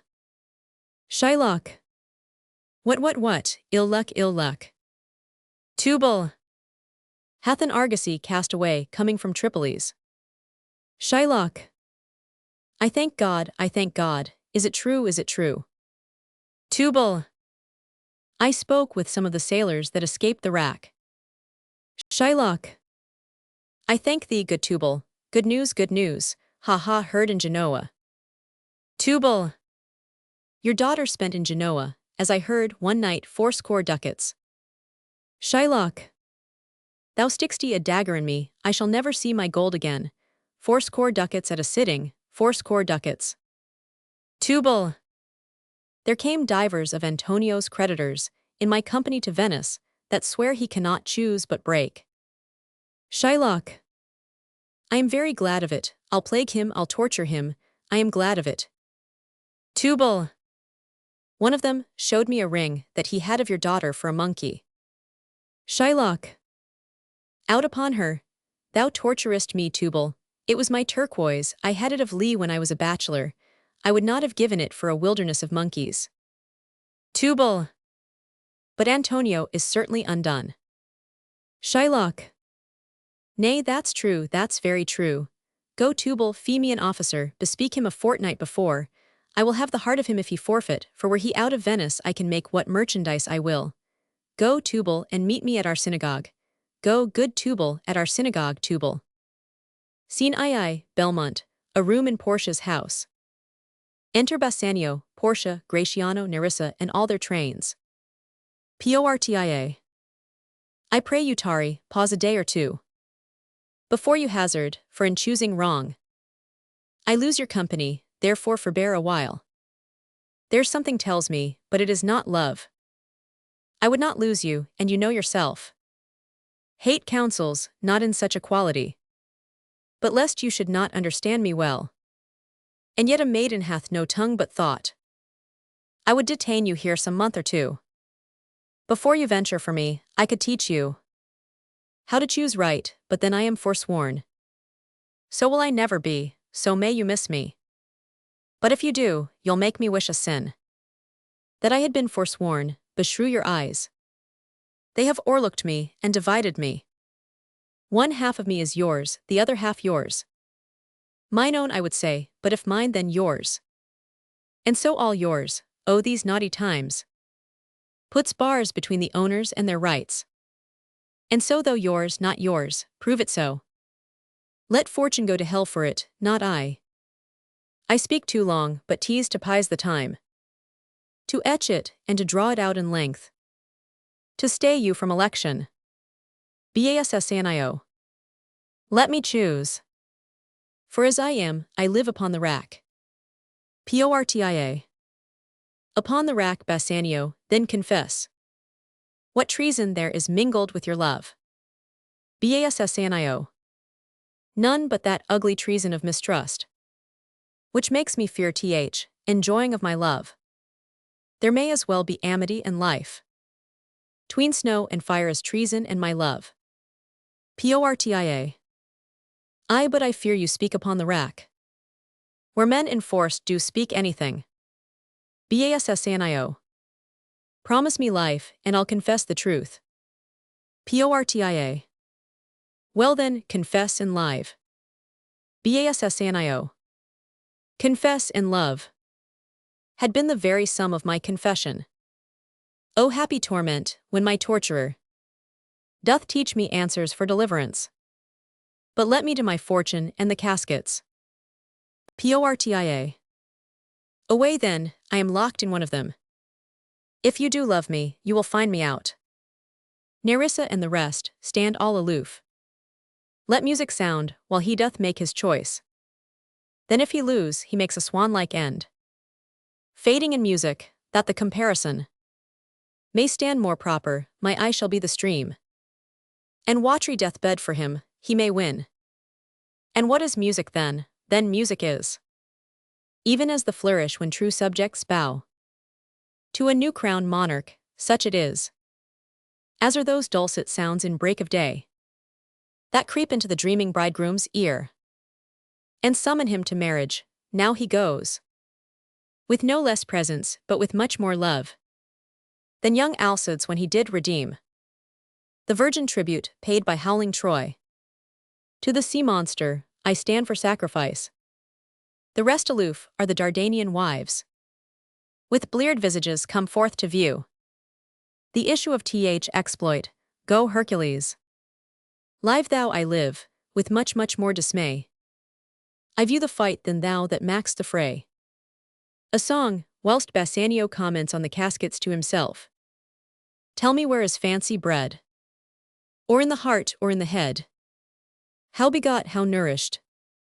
Reply. It is engendered in the eyes. With gazing fed and fancy dies. In the cradle where it lies. Let us all ring fancy's knell.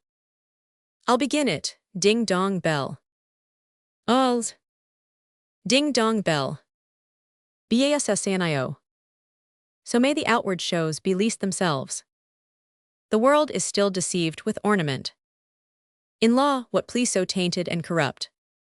But being seasoned with a gracious voice, obscures the show of evil. In religion, what damned error but some sober brow will bless it and approve it with a text, hiding the grossness with fair ornament. There is no vice so simple but assumes some mark of virtue on his outward parts. How many cowards, whose hearts are all as false as stairs of sand, were yet upon their chins the beards of Hercules and frowning Mars, who inward searched, have livers white as milk, and these assume but valor's excrement. To render them redoubted, look on beauty, and you shall see 'tis purchased by the weight, which therein works a miracle in nature, making them lightest that wear most of it. So are those crisp snaky golden locks, which make such wanton gambols with the wind, upon supposed fairness, often known to be the dowry of a second head, the skull that bred them in the sepulchre. Thus ornament is but the guiled shore to a most dangerous sea, the beauteous scarf, veiling an Indian beauty, in a word, the seeming truth which cunning times put on to entrap the wisest. Therefore thou gaudy gold, hard food for Midas, I will none of thee, nor none of thee, thou pale and common drudge, tween man and man, but thou meagre lead, which rather threatens thee than dost promise aught. Thy paleness moves me more than eloquence, and here choose I, joy be the consequence. Portia. How all the other passions fleet to air, as doubtful thoughts and rash imbract despair, and shuddering fear and green-eyed jealousy. O love, be moderate, allay thy ecstasy. In measure reign thy joy, scant this excess. I feel too much thy blessing, make it less. For fear I surfeit. Bassanio. What find I here? Fair Portia's counterfeit, what demigod hath come so near creation, move these eyes? Or whether, writing on the balls of mine, seem they in motion, here are severed lips, parted with sugar breath, so sweet a bar should sunder such sweet friends, here in her hairs. The painter plays the spider, and hath woven a golden mesh to entrap the hearts of men, faster than gnats in cobwebs, but her eyes, how could he see to do them, having made one? Methinks it should have power to steal both his, and leave itself unfurnished, yet look how far the substance of my praise doth wrong the shad.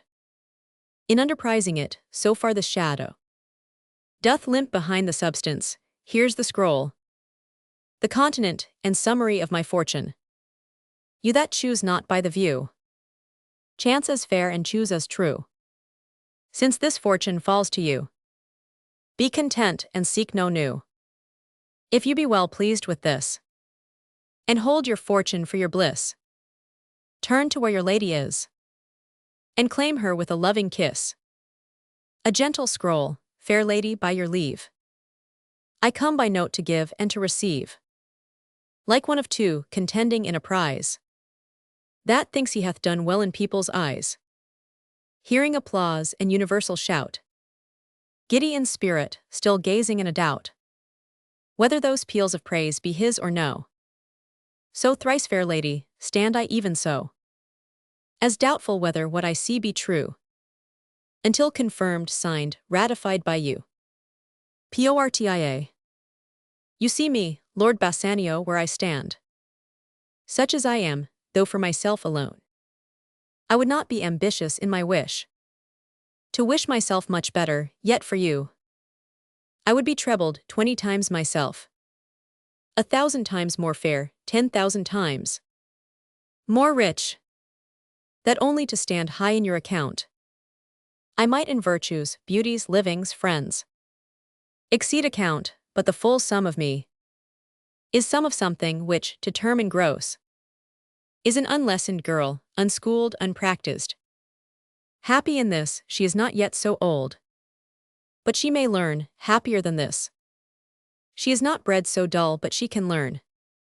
Happiest of all is that her gentle spirit commits itself to yours to be directed, as from her lord, her governor, her king, myself and what is mine to you and yours, is now converted, but now I was the lord of this fair mansion, master of my servants, queen o'er myself, and even now but now, this house, these servants, and this same myself, are yours, my lords. I give them with this ring, which when you part from, lose, or give away, let it presage the ruin of your love, and be my vantage to exclaim on you.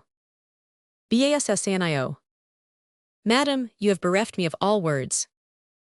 Only my blood speaks to you in my veins, and there is such confusion in my powers, as after some oration fairly spoke by a beloved prince there doth appear among the buzzing pleased multitude, where every something being blent together turns to a wild of nothing, save of joy, expressed and not expressed, but when this ring parts from this finger, then parts life from hence.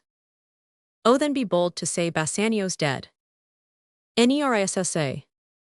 My lord and lady, it is now our time, that have stood by, and seen our wishes prosper, to cry good joy, my lord and lady. Gratino. My lord Bassanio, and my gentle lady, I wish you all the joy that you can wish, for I am sure you can wish none from me. And when your honors mean to solemnize the bargain of your faith, I do beseech you, even at that time I may be married too. Bassanio. With all my heart, so thou canst get a wife. Gratino. I thank your lordship, you have got me one. My eyes, my lord, can look as swift as yours. You saw the mistress, I beheld the maid. You loved, I loved, for intermission. No more pertains to me, my lord, than you. Your fortune stood upon the caskets there, and so did mine too, as the matter falls. For wooing here until I sweat again, and swearing till my very roof was dry, with oaths of love at last, if promise last, I got a promise of this fair one here, to have her love, provided that your fortune achieved her mistress. Portia. Is this true, Nerissa? Nerissa. Madam, it is, so you stand pleased withal. Bassanio. And do you, Gratiano, mean good faith? Gratino. Yes, faith, my lord. Bassanio. Our feast shall be much honored in your marriage. Gratino. We'll play with them, the first boy for 1,000 ducats. Nerissa. What, and stake down? Gratino. No, we shall ne'er win at that sport and stake down. But who comes here, Lorenzo and his infidel? What and my old Venetian friend, Salirio? Enter Lorenzo, Jessica and Salirio. Bassanio. Lorenzo and Salirio, welcome hither. If that the youth of my new interest have power to bid you welcome, by your leave. I bid my very friends and countrymen. Sweet Portia, welcome. Portia. So do I, my lord. They are entirely welcome. Lorenzo. I thank your honor, for my part, my lord. My purpose was not to have seen you here, but meeting with Salirio by the way. He did entreat me, past all saying nay, to come with him along. Salirio. I did, my lord. And I have reason for it, Signor Antonio commends him to you. Bassanio. Ere I ope his letter, I pray you tell me how my good friend doth. Salirio. Not sick, my lord, unless it be in mind. Nor well, unless in mind, his letter there will show you his estate. Gratino. Nerissa, cheer yon stranger, bid her welcome. Your hand, Salirio, what's the news from Venice? How doth that royal merchant, good Antonio? I know he will be glad of our success. We are the Jasons, we have won the fleece. Salirio. I would you had won the fleece that he hath lost. Portia. There are some shrewd contents in yon same paper. That steals the color from Bassanio's cheek. Some dear friend dead, else nothing in the world could turn so much the constitution of any constant man, what worse and worse. With leave, Bassanio, I am half yourself, and I must freely have the half of anything that this same paper brings you. Bassanio. O sweet Portia. Here are a few of the unpleasanty words. That ever-blotted paper, gentle lady. When I did first impart my love to you, I freely told you all the wealth I had ran in my veins, I was a gentleman. And then I told you true, and yet, dear lady, rating myself at nothing, you shall see how much I was a braggart, when I told you my state was nothing. I should then have told you that I was worse than nothing, for indeed I have engagged myself to a dear friend, engagged my friend to his mere enemy. To feed my means, here's a letter, lady. The paper, as the body of my friend, and every word in it a gaping wound, issuing life-blood, but is it true, Salirio? Hath all his ventures failed, what not one hit?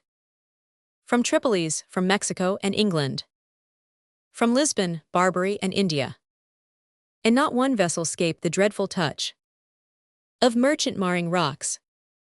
Salirio. Not one, my lord. Besides, it should appear that if he had the present money to discharge the Jew, he would not take it, never did I. A creature that did bear the shape of man, so keen and greedy to confound a man. He plies the Duke at morning and at night, and doth impeach the freedom of the state. If they deny him justice, 20 merchants, the Duke himself and the magnificos of greatest port have all persuaded with him, but none can drive him from the envious plea of forfeiture of justice and his bond. Jsica. When I was with him, I have heard him swear to Tubal and to choose his countrymen that he would rather have Antonio's flesh than 20 times the value of the sum that he did owe him, and I know, my lord, if law, authority, and power deny not, it will go hard with poor Antonio. Portia. Is it your dear friend that is thus in trouble? Bassanio. The dearest friend to me, the kindest man, the best conditioned and unwearied spirit, in doing courtesies, and one in whom the ancient Roman honor more appears than any that draws breath in Italy. Portia. What sum owes he the Jew? Bassanio. For me 3,000 ducats. Portia. What no more? Pay him 6,000, and deface the bond. Double 6,000, and then treble that. Before a friend of this description shall lose a hair through Bassanio's fault. First go with me to church, and call me wife. And then away to Venice to your friend.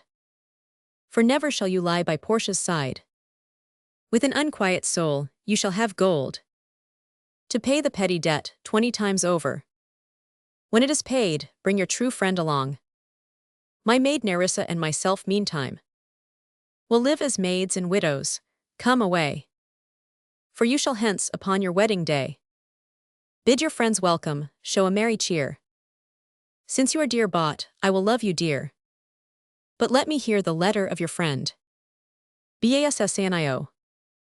Sweet Bassanio, my ships have all miscarried, my creditors grow cruel, my estate is very low, my bond to the Jew is forfeit, and since in paying it, it is impossible I should live, all debts are cleared between you and I, if I might but see you at my death. Notwithstanding, use your pleasure. If your love do not persuade you to come, let not my letter. Portia. O love, dispatch all business and be gone. Bassanio.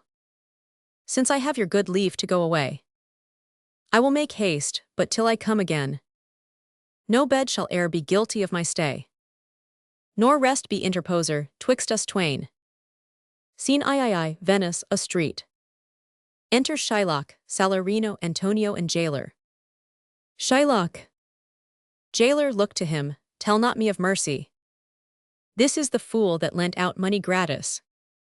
Jailer, look to him. Antonio. Hear me yet, good Shylock. Shylock. I'll have my bond, speak not against my bond. I have sworn an oath that I will have my bond. Thou calledst me dog before thou hadst a cause. But since I am a dog, beware my fangs. The Duke shall grant me justice, I do wonder. Thou naughty jailer, that thou art so fond to come abroad with him at his request. Antonio.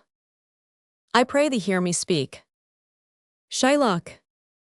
I'll have my bond, I will not hear thee speak. I'll have my bond, and therefore speak no more. I'll not be made a soft and dull-eyed fool, to shake the head, relent and sigh and yield. To Christian intercessors, follow not. I'll have no speaking, I will have my bond. Salarino. It is the most impenetrable cur that ever kept with men. Antonio. Let him alone. I'll follow him no more with bootless prayers. He seeks my life, his reason well I know. I oft delivered from his forfeitures many that have at times made moan to me. Therefore he hates me. Salarino. I am sure the Duke will never grant this forfeiture to hold. Antonio. The Duke cannot deny the course of law, for the commodity that strangers have with us in Venice, if it be denied, 'twill much impeach the justice of the state, since that the trade and profit of the city consisteth of all nations, therefore go. These griefs and losses have so baited me that I shall hardly spare a pound of flesh tomorrow to my bloody creditor. Well, jailer, on, pray God Bassanio come to see me pay his debt, and then I care not. Scene IV, Belmont, a room in Portia's house. Enter Portia, Nerissa, Lorenzo, Jessica, and Balthazar. Lorenzo. Madam, although I speak it in your presence, you have a noble and a true conceit of godlike amity, which appears most strongly in bearing thus the absence of your lord. But if you knew to whom you show this honor, how true a gentleman you send relief, how dear a lover of my lord your husband, I know you would be prouder of the work than customary bounty can enforce you. Portia. I never did repent for doing good, nor shall not now, for in companions that do converse and waste the time together, whose souls do bear an equal yoke of love, there must be needs a like proportion of lineaments, of manners, and of spirit. Which makes me think that this Antonio, being the bosom lover of my lord, must needs be like my lord. If it be so, how little is the cost I have bestowed in purchasing the semblance of my soul from out the state of hellish cruelty. This comes too near the praising of myself. Therefore no more of it, hear other things. Lorenzo, I commit into your hands the husbandry and manage of my house, until my lord's return. For mine own part, I have toward heaven breathed a secret vow, to live in prayer and contemplation, only attended by Nerissa here, until her husband and my lord's return. There is a monastery 2 miles off, and there we will abide. I do desire you not to deny this imposition, the which my love and some necessity now lays upon you. Lorenzo. Madam, with all my heart, I shall obey you in all fair commands. Portia. My people do already know my mind, and will acknowledge you and Jessica in place of Lord Bassanio and myself.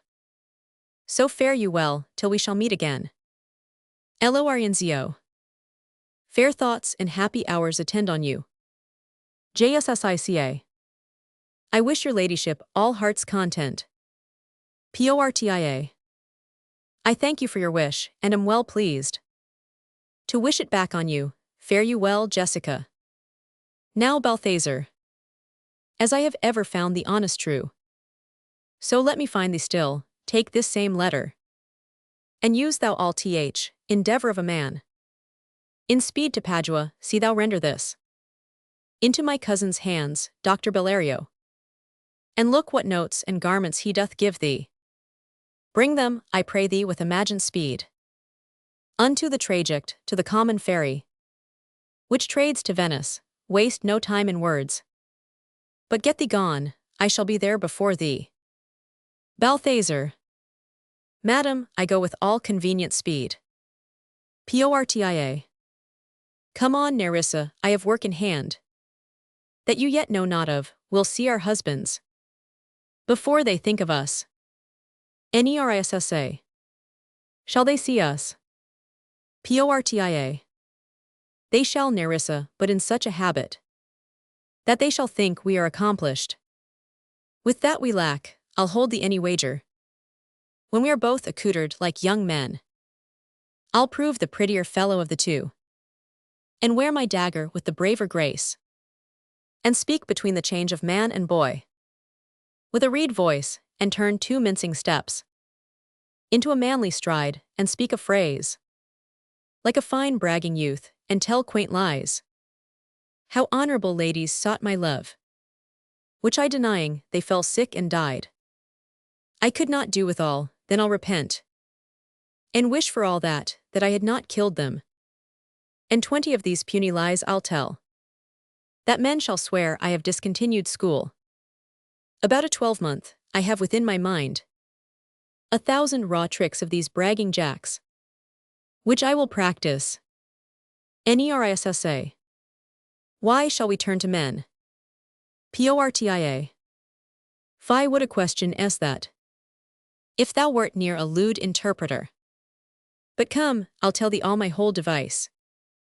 When I am in my coach, which stays for us at the park gate, and therefore haste away, for we must measure 20 miles today. Scene V the same, a garden. Enter Launcelot and Jessica. Launcelot. Yes, truly, for look you, the sins of the father are to be laid upon the children. Therefore I promise you, I fear you. I was always plain with you, and so now I speak my agitation of the matter.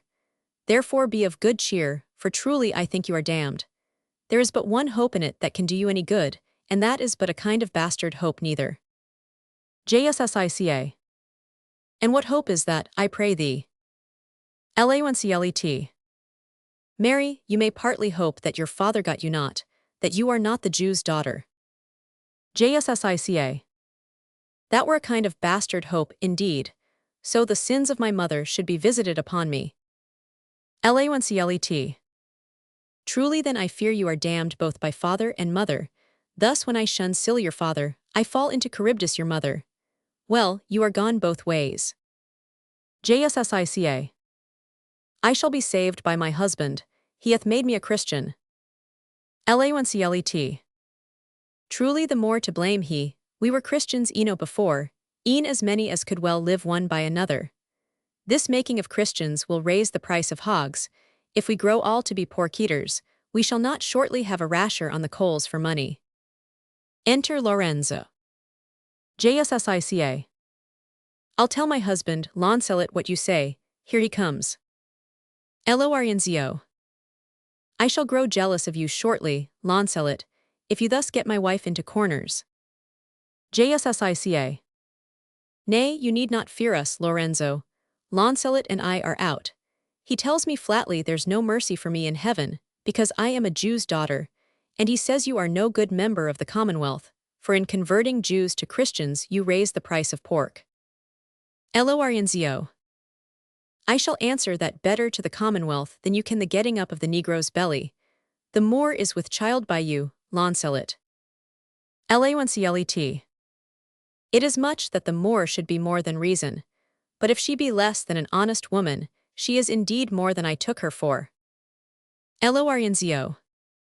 How every fool can play upon the word.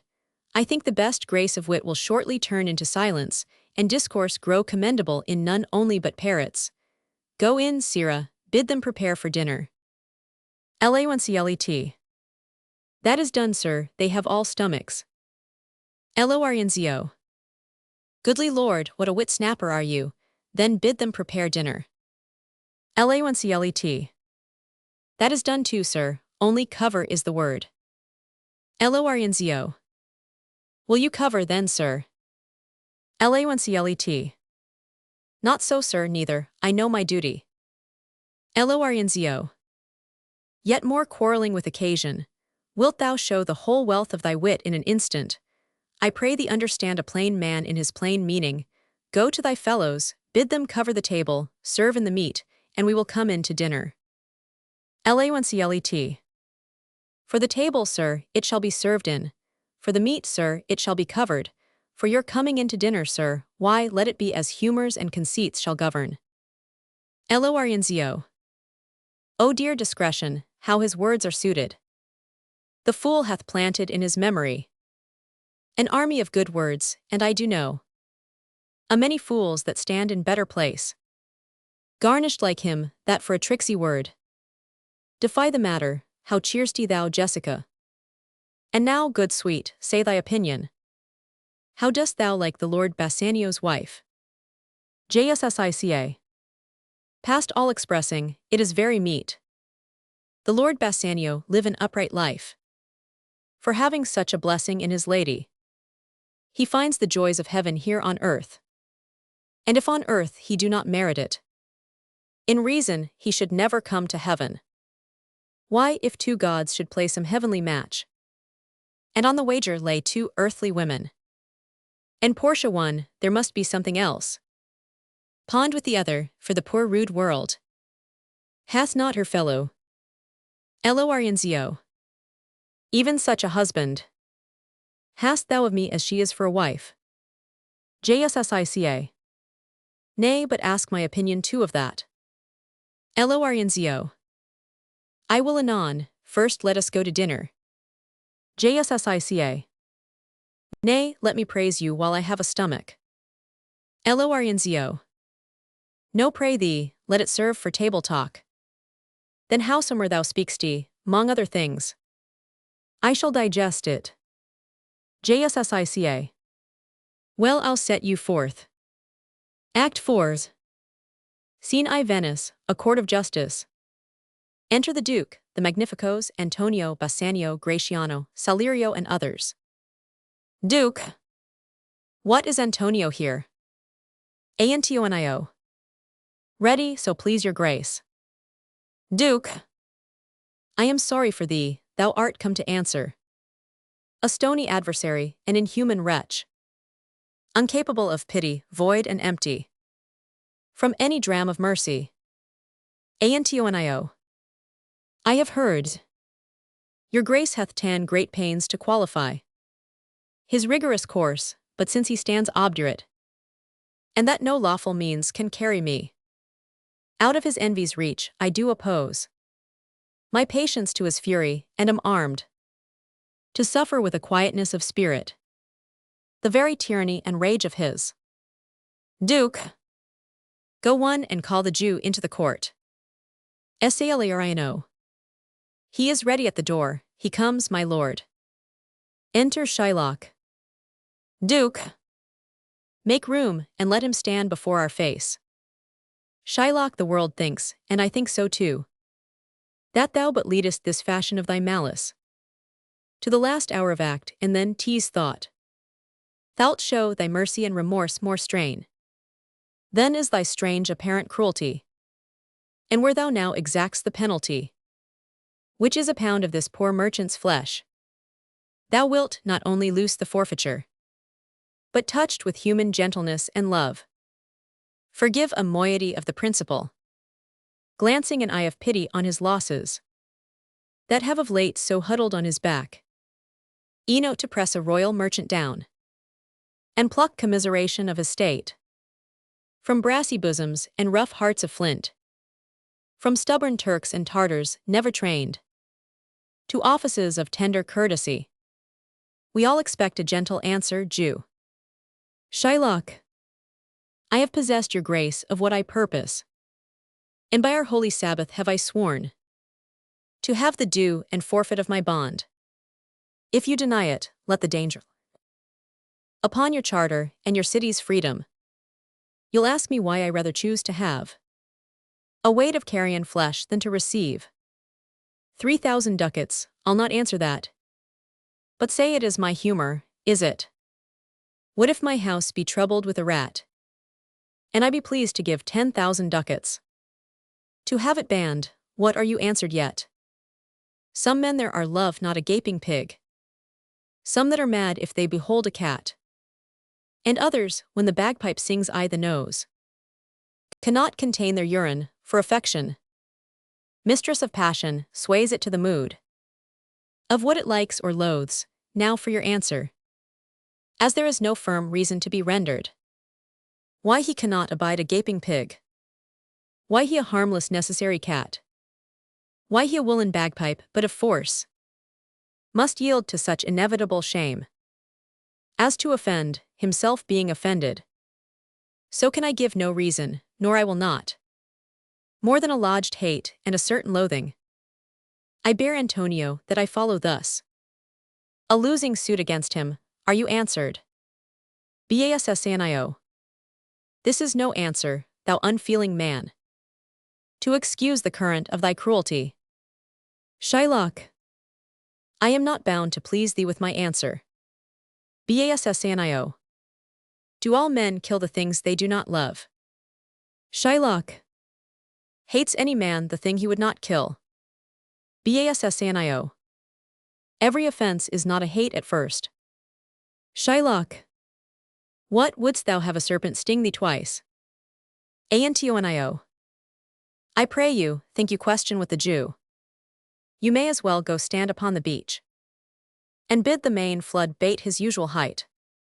You may as well use question with the wolf, why he hath made the ewe bleat for the lamb. You may as well forbid the mountain pines to wag their high tops and to make no noise when they are frettin' with the gusts of heaven. You may as well do anything most hard as seek to soften that, than which what's harder? His Jewish heart. Therefore I do beseech you, make no moe offers, use no farther means, but with all brief and plain conveniency. Let me have judgment, and the Jew his will. Bassanio. For thy 3,000 ducats here is 6. Shylock. If every ducat in 6,000 ducats were in 6 parts, and every part a ducat, I would not draw them, I would have my bond. Duke. How shalt thou hope for mercy, rendering none? Shylock. What judgment shall I dread, doing no wrong? You have among you many a purchased slave, which like your asses and your dogs and mules, you use in abject and in slavish parts. Because you bought them, shall I say to you, Let them be free, marry them to your heirs.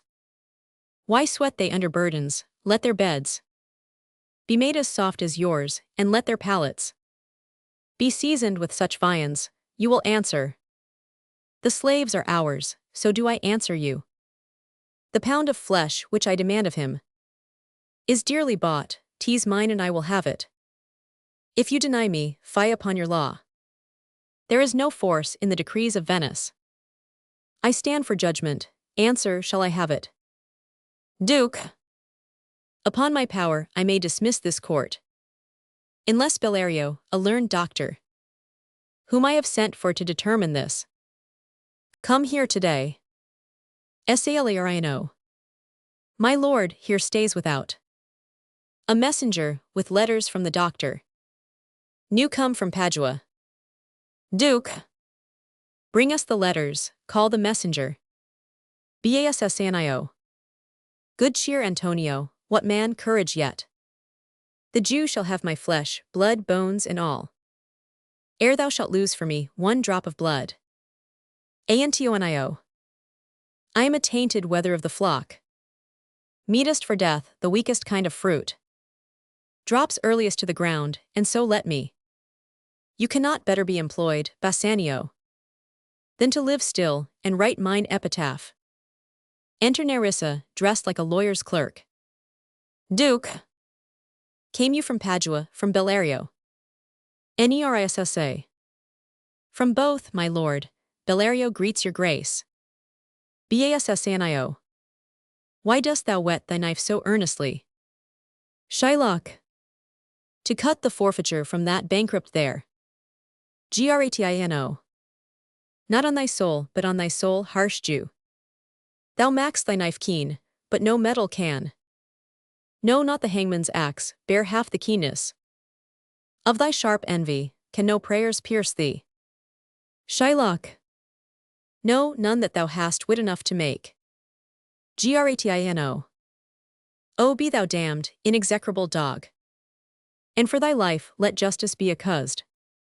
Thou almost mak'st me waver in my faith, to hold opinion with Pythagoras, that souls of animals infuse themselves into the trunks of men. Thy currish spirit governed a wolf who, hanged for human slaughter, even from the gallows did his fell soul fleet.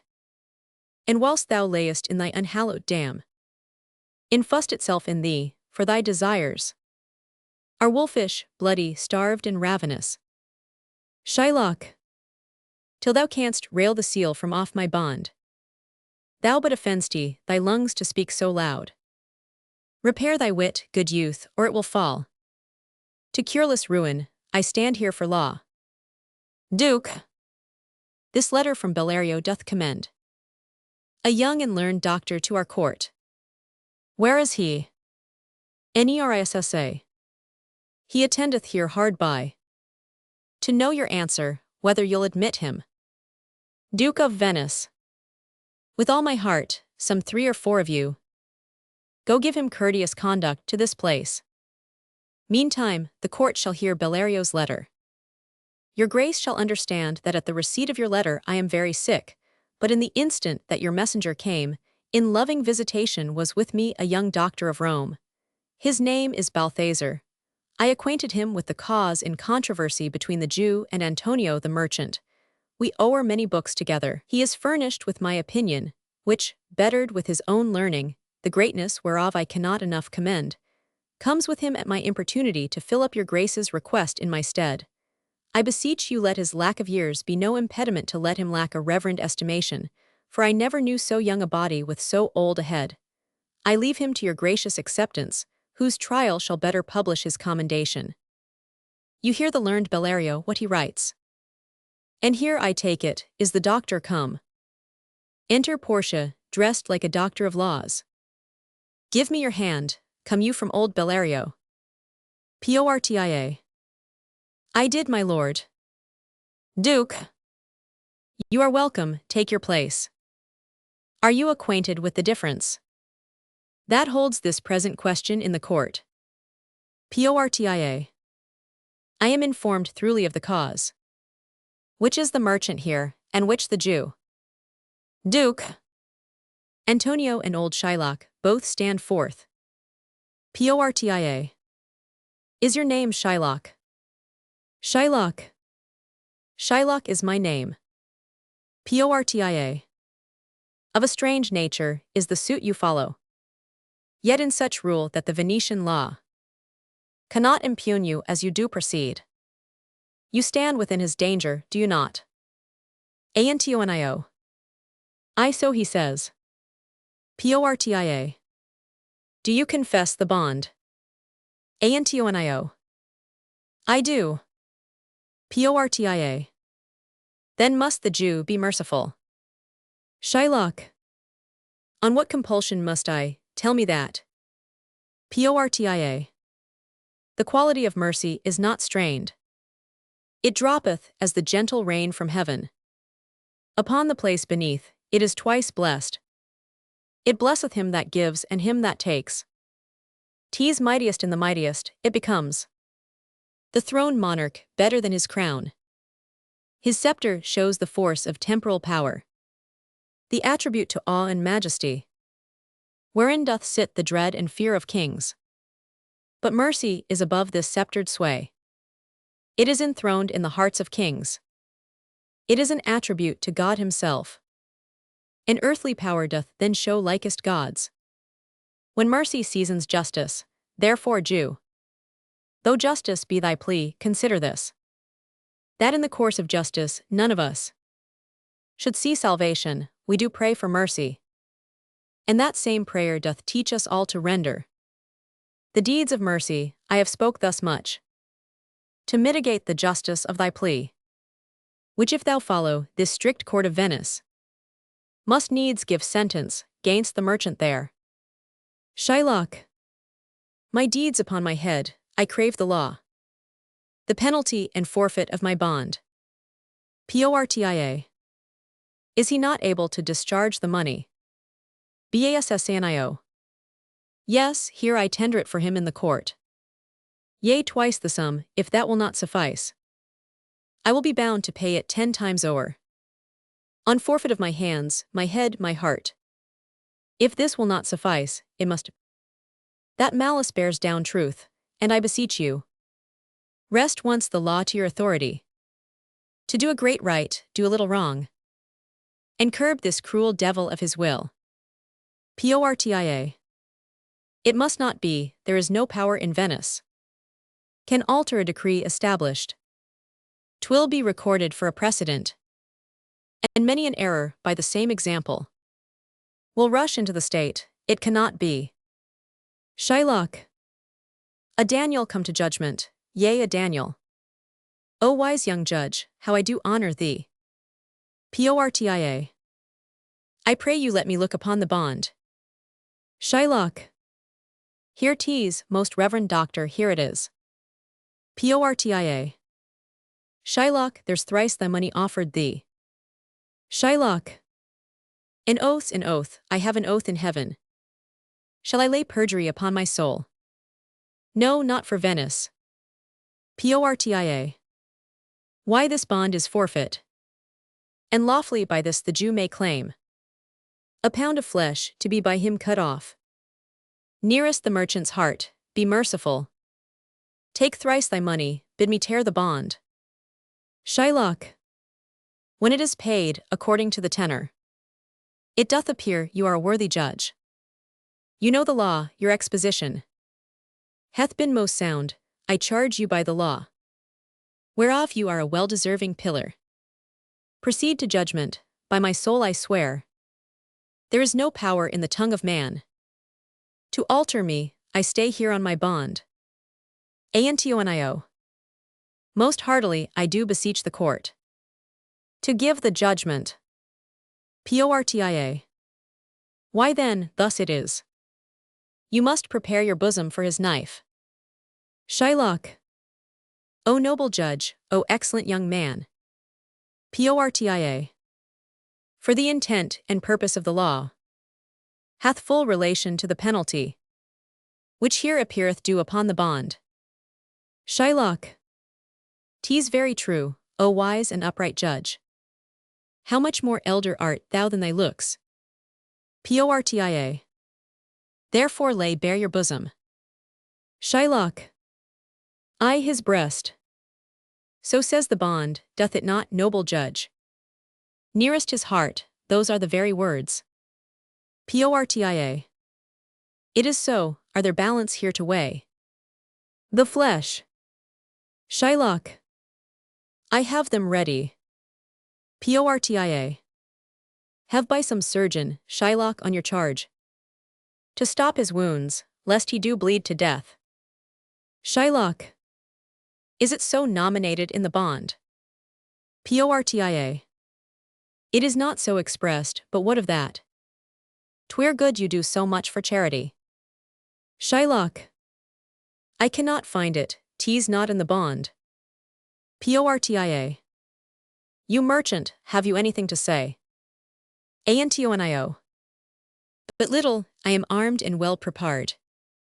Give me your hand, Bassanio, fare you well. Grieve not that I am fallen to this for you. For herein fortune shows herself more kind.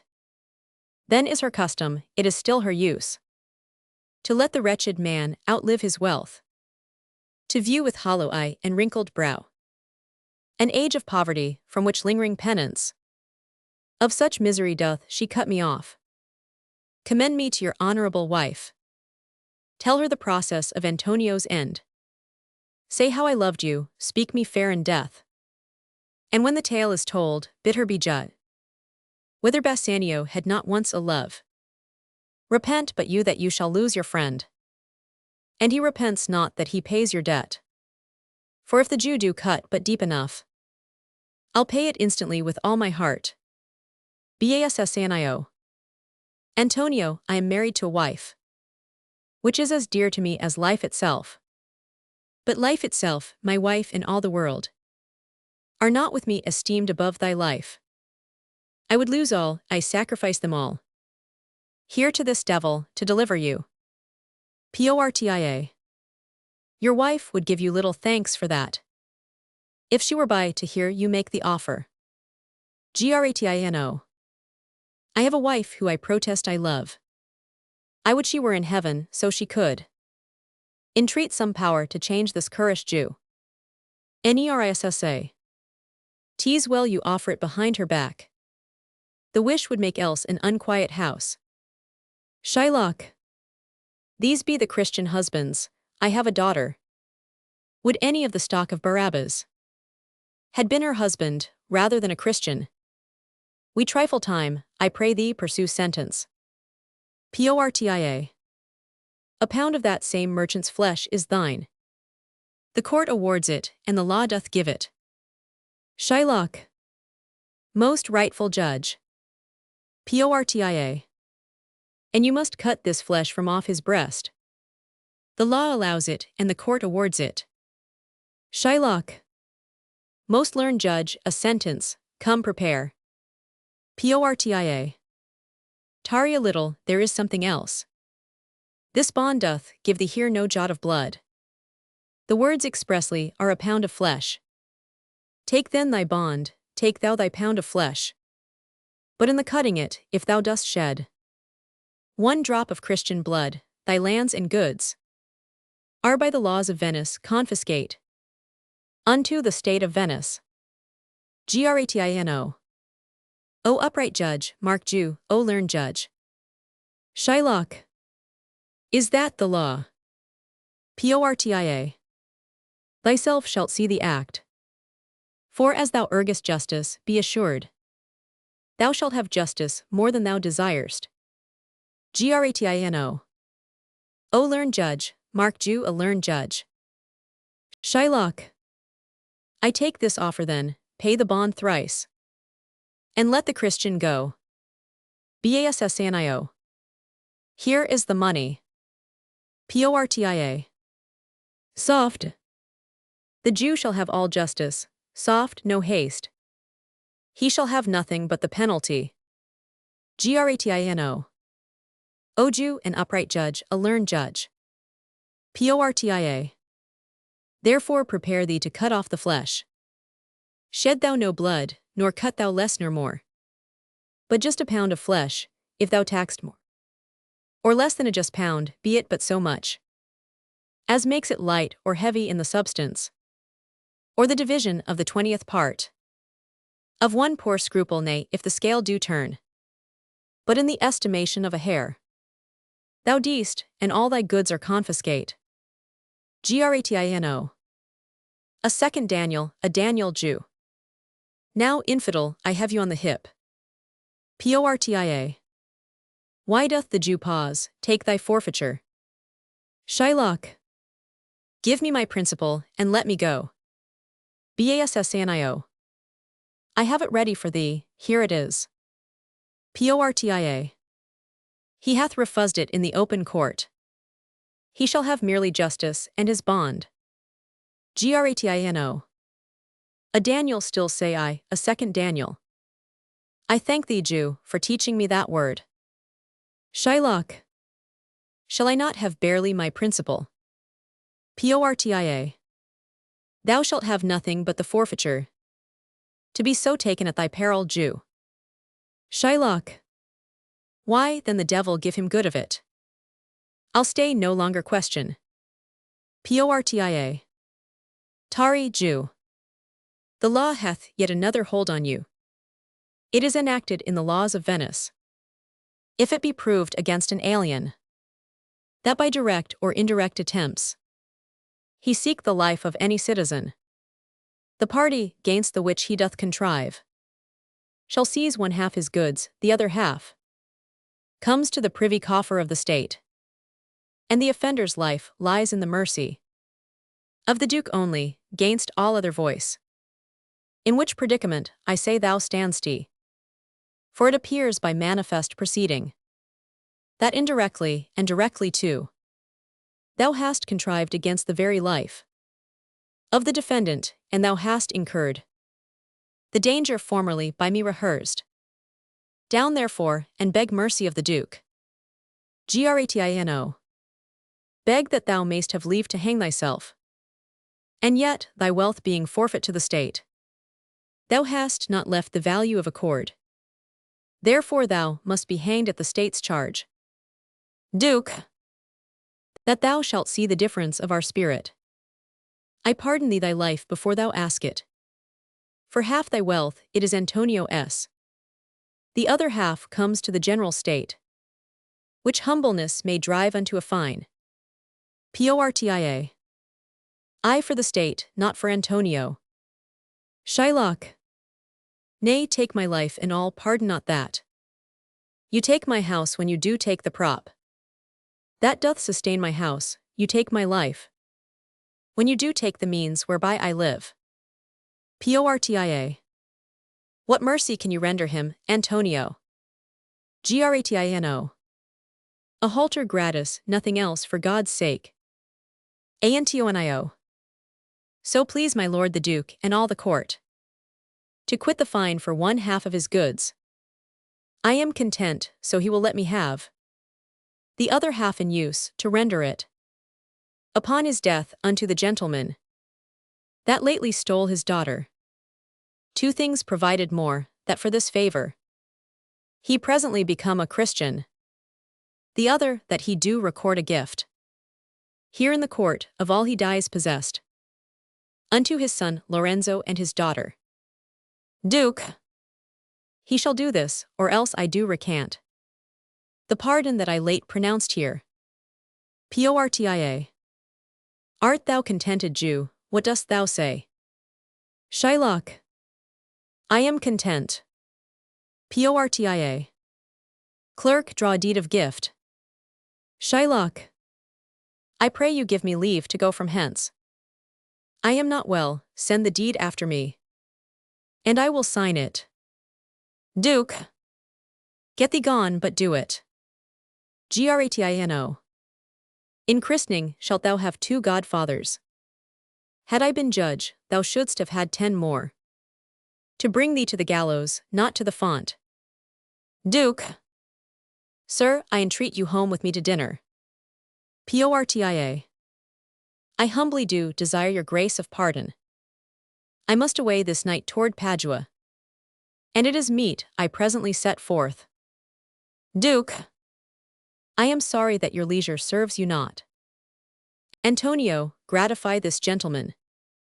For in my mind you are much bound to him. Bassanio. Most worthy gentleman, I and my friend have by your wisdom been this day of grievous penalties, in lieu whereof 3,000 ducats due unto the Jew. We freely cope your courteous pains withal. Antonio. And stand indebted, over and above, in love and service to you evermore. Portia. He is well paid that is well satisfied. And I delivering you, am satisfied. And therein do account myself well paid. My mind was never yet more mercenary. I pray you know me when we meet again. I wish you well, and so I take my leave. Bassanio. Dear sir, of force I must attempt you further.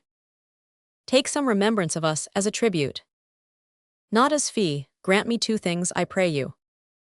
Not to deny me, and to pardon me. Portia. You press me far, and therefore I will yield.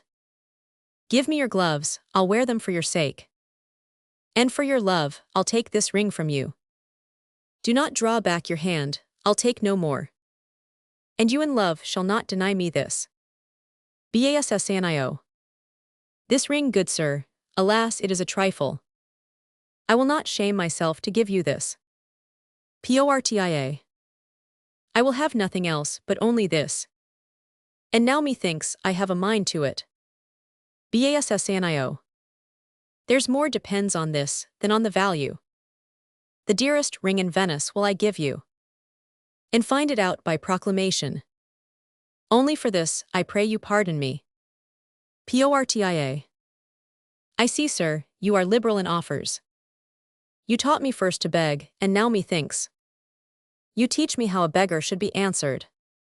Bassanio. Good sir, this ring was given me by my wife. And when she put it on, she made me vow that I should neither sell, nor give, nor lose it.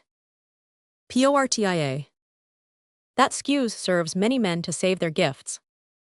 And if your wife be not a mad woman, and know how well I have deserved this ring, she would not hold out enemy forever.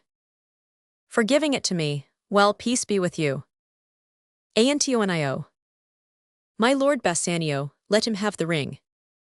Let his deservings, and my love withal, be valued gainst your wife's commandment. Bassanio. Go, Gratiano, run and overtake him.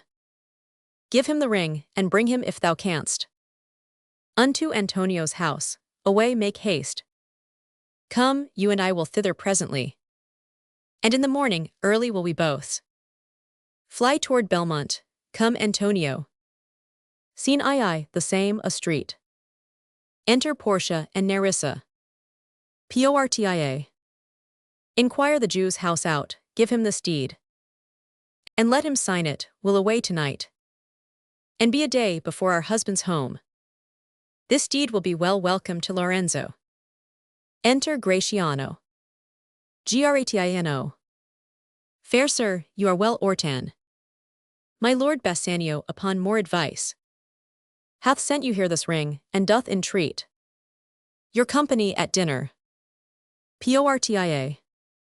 That cannot be. His ring I do accept most thankfully. And so I pray you tell him, furthermore, I pray you show my youth old Shylock's house. Gratiano. That will I do. Nerissa. Sir, I would speak with you. I'll see if I can get my husband's ring, which I did make him swear to keep forever. Portia. Thou mayst, I warrant, we shall have old swearing, that they did give the rings away to men. But we'll outface them, and outswear them too. Away make haste, thou know'st ye where I will tarry. Nerissa. Come, good sir, will you show me to this house? Act 5. Scene I, Belmont, the avenue to Portia's house. Enter Lorenzo and Jessica. Lorenzo. The moon shines bright, in such a night as this, when the sweet wind did gently kiss the trees, And they did make no noise, in such a night. Troilus, methinks, mounted the Trojan walls, and sighed his soul toward the Grecian tents, where Cressid lay that night. JSSICA. In such a night did Thisbe fearfully o'ertrip the dew, and saw the lion's shadow ere himself, and ran dismayed away. Lorenzo.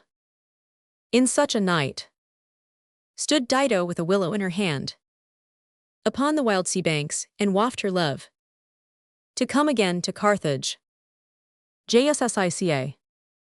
In such a night Medea gathered the enchanted herbs that did renew old Asan. Lorenzo. In such a night did Jessica steal from the wealthy Jew, and with an unthrift love did run from Venice as far as Belmont. JSSICA. In such a night did young Lorenzo swear he loved her well, stealing her soul with many vows of faith, and ne'er a true one. Lorenzo. In such a night did pretty Jessica, like a little shrew, slander her love, and he forgave it her. JSSICA. I would outnight you did no body come. But hark, I hear the footing of a man. Enter Stephano. Lorenzo. Who comes so fast in silence of the night? Stphano. A friend. Lorenzo. A friend, what friend? Your name I pray you, friend. Stphano. Stephano is my name, and I bring word. My mistress will, before the break of day, be here at Belmont. She doth stray about by holy crosses where she kneels and prays for happy wedlock hours. Lorenzo. Who comes with her? Stphano. None but a holy hermit and her maid. I pray you is my master yet returned. Lorenzo. He is not, nor we have not heard from him. But go we in, I pray thee, Jessica, and ceremoniously let us prepare some welcome for the mistress of the house. Enter Launcelot. Launcelet. Sola sola, wo hi ho, sola sola. Lorenzo. Who calls? Launcelet. Sola, did you see Master Lorenzo? Master Lorenzo. Sola sola. Lorenzo. Leave helloing, man, here. Launcelet. Sola, where? Lorenzo. Here. Launcelet. Tell him there's a post come from my master with his horn full of good news. My master will be here ere morning. Lorenzo. Sweet soul, let's in, and there expect their coming. And yet no matter, why should we go in? My friend Stephano, signify I pray you. Within the house, your mistress is at hand. And bring your music forth into the air. How sweet the moonlight sleeps upon this bank. Here will we sit, and let the sounds of music creep in our ears, soft stillness and the night become the touches of sweet harmony. Sit, Jessica, look how the floor of heaven is thick inlaid with patens of bright gold. There's not the smallest orb which thou behold'st, but in his motion, like an angel sings, still choiring to the young-eyed cherubims. Such harmony is in immortal souls. But whilst this muddy vesture of decay doth grossly close it in, we cannot hear it. Enter musicians. Come ho, and wake Diana with a hymn. With sweetest touches pierce your mistress' ear, and draw her home with music. JSSICA. I am never merry when I hear sweet music. Lorenzo. The reason is, your spirits are attentive. For do but note a wild and wanton herd, or race of youthful and unhandled colts, fetching mad bounds, bellowing and neighing loud, which is the hot condition of their blood. If they but hear perchance a trumpet sound, or any air of music touch their ears, you shall perceive them make a mutual stand. Their savage eyes turn to a modest gaze, By the sweet power of music, therefore the poet did feign that Orpheus drew trees, stones, and floods, since not so stockish, hard, and full of rage. But music for the time doth change his nature. The man that hath no music in himself, nor is not moved with concord of sweet sounds, is fit for treasons, stratagems, and spoils. The motions of his spirit are dull as night, and his affections dark as Erebus. Let no such man be trusted. Mark the music. Enter Portia and Nerissa. Portia. That light we see is burning in my hall. How far that little candle throws his beams. So shines a good deed in a naughty world. Nerissa. When the moon shone, we did not see the candle. Portia. So doth the greater glory dim the less. A substitute shines brightly as a king, until a king be by, and then his state empties itself, as doth an inland brook, into the main of waters. Music, hark. Nerissa. It is your music, madam of the house.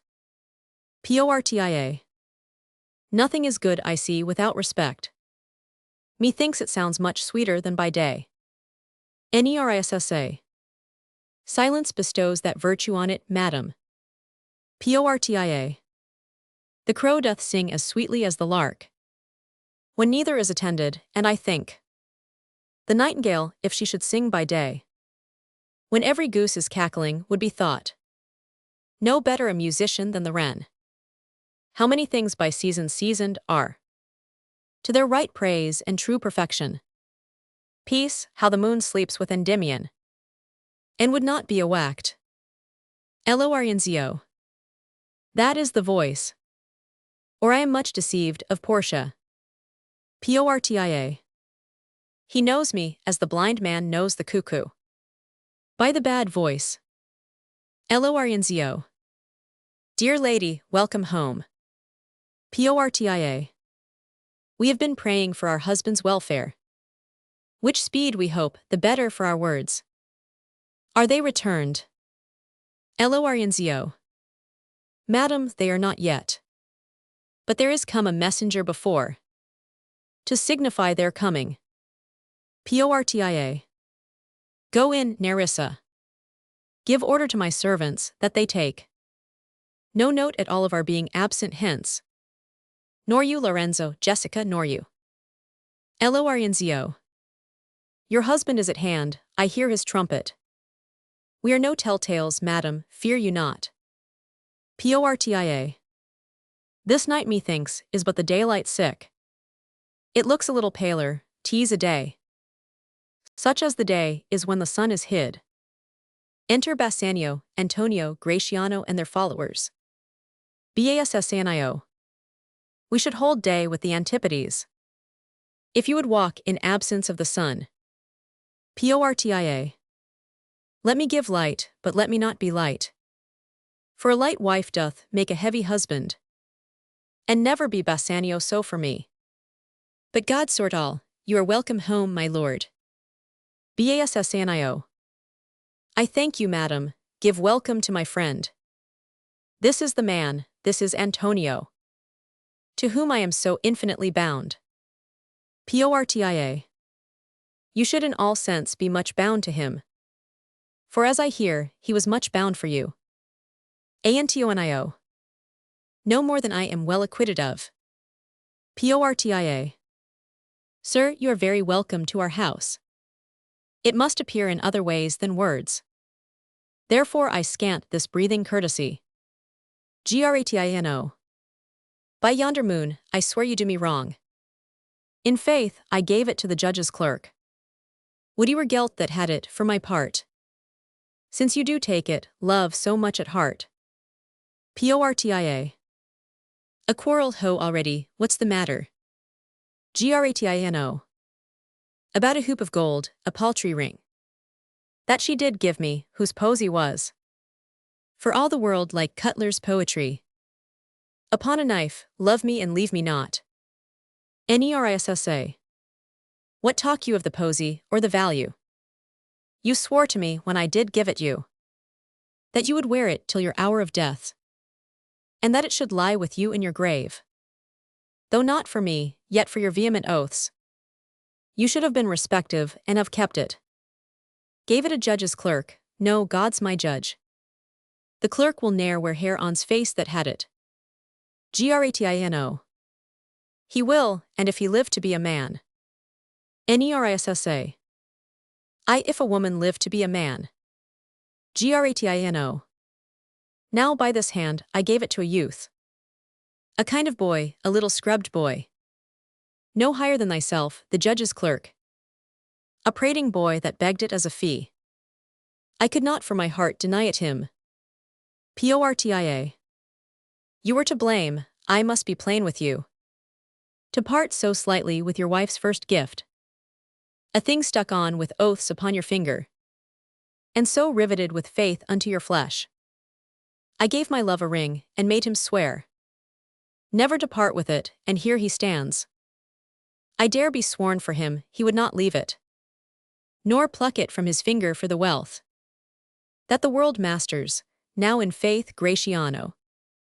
You give your wife too, unkind a cause of grief. And tweer to me, I should be mad at it. Bassnio.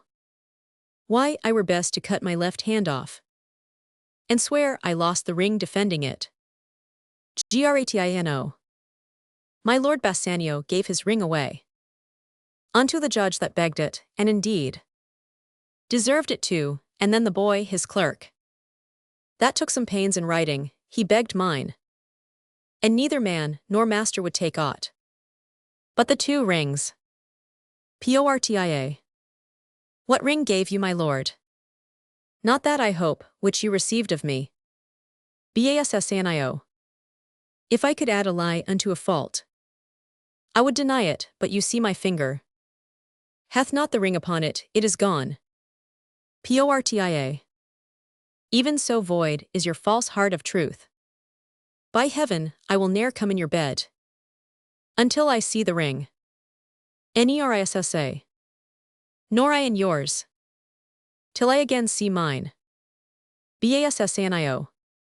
Sweet Portia. If you did know to whom I gave the ring. If you did know for whom I gave the ring. And would conceive for what I gave the ring. And how unwillingly I left the ring. When naught would be accepted but the ring. You would abate the strength of your displeasure. Portia. If you had known the virtue of the ring. Or half her worthiness that gave the ring. Or your own honor to contain the ring. You would not then have parted with the ring. What man is there so much unreasonable? If you had pleased to have defended it. With any terms of zeal, wanted the modesty. To urge the thing held as a ceremony. Nerissa teaches me what to believe. I'll die for't, but some woman had the ring. Bassnio. No, by my honor, madam, by my soul. No woman had it, but a civil doctor. Which did refuse 3,000 ducats of me. And begged the ring, the which I did deny him. And suffered him to go displeased away. Even he that had held up the very life. Of my dear friend, what should I say, sweet lady? I was inforked to send it after him. I was beset with shame and courtesy. My honor would not let ingratitude so much besmear it, pardon me, good lady. For by these blessed candles of the night, had you been there, I think you would have begged the ring of me to give the worthy doctor. Portia. Let not that doctor e'er come near my house, since he hath got the jewel that I loved, and that which you did swear to keep for me. I will become as liberal as you. I'll not deny him anything I have. No, not my body, nor my husband's bed. Know him I shall, I am well sure of it.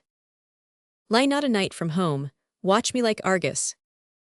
If you do not, if I be left alone. Now by mine honor which is yet mine own. I'll have that doctor for mine bedfellow.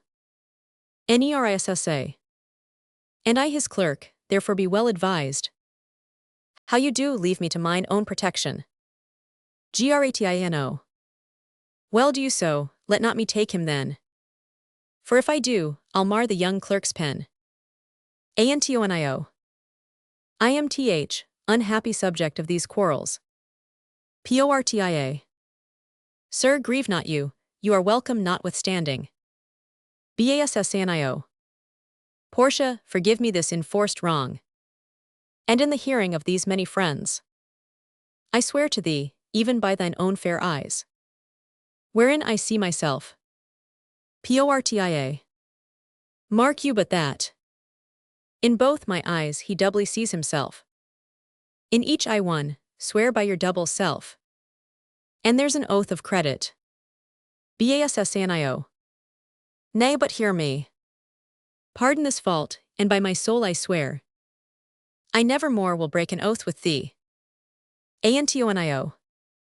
I once did lend my body for his wealth, which but for him that had your husband's ring had quite miscarried, I dare be bound again.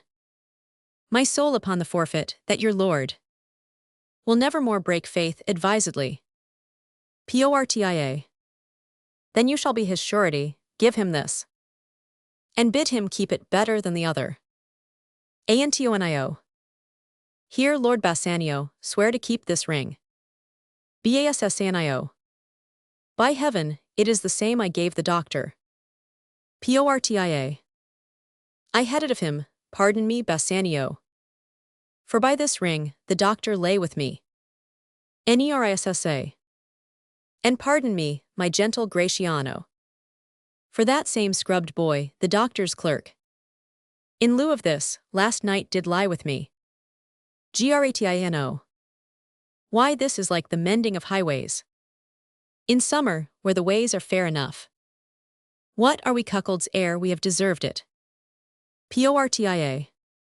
Speak not so grossly, you are all amazed. Here is a letter, read it at your leisure. It comes from Padua from Bellario. There you shall find that Portia was the doctor. Nerissa there her clerk, Lorenzo here. Shall witness I set forth as soon as you. And even but now returned, I have not yet entered my house. Antonio, you are welcome. And I have better news in store for you than you expect. Unseal this letter soon. There you shall find 3 of your argosies are richly come to harbor suddenly. You shall not know by what strange accident I chanced on this letter. Antonio. I am dumb. Bassanio. Were you the doctor, and I knew you not? Gratino. Were you the clerk that is to make me cuckold?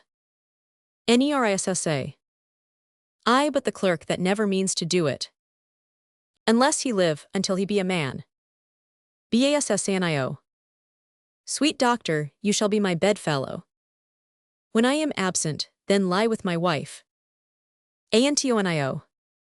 Sweet lady, you have given me life and living. For here I read for certain that my ships are safely come to road. Portia. How now, Lorenzo? My clerk hath some good comforts too for you.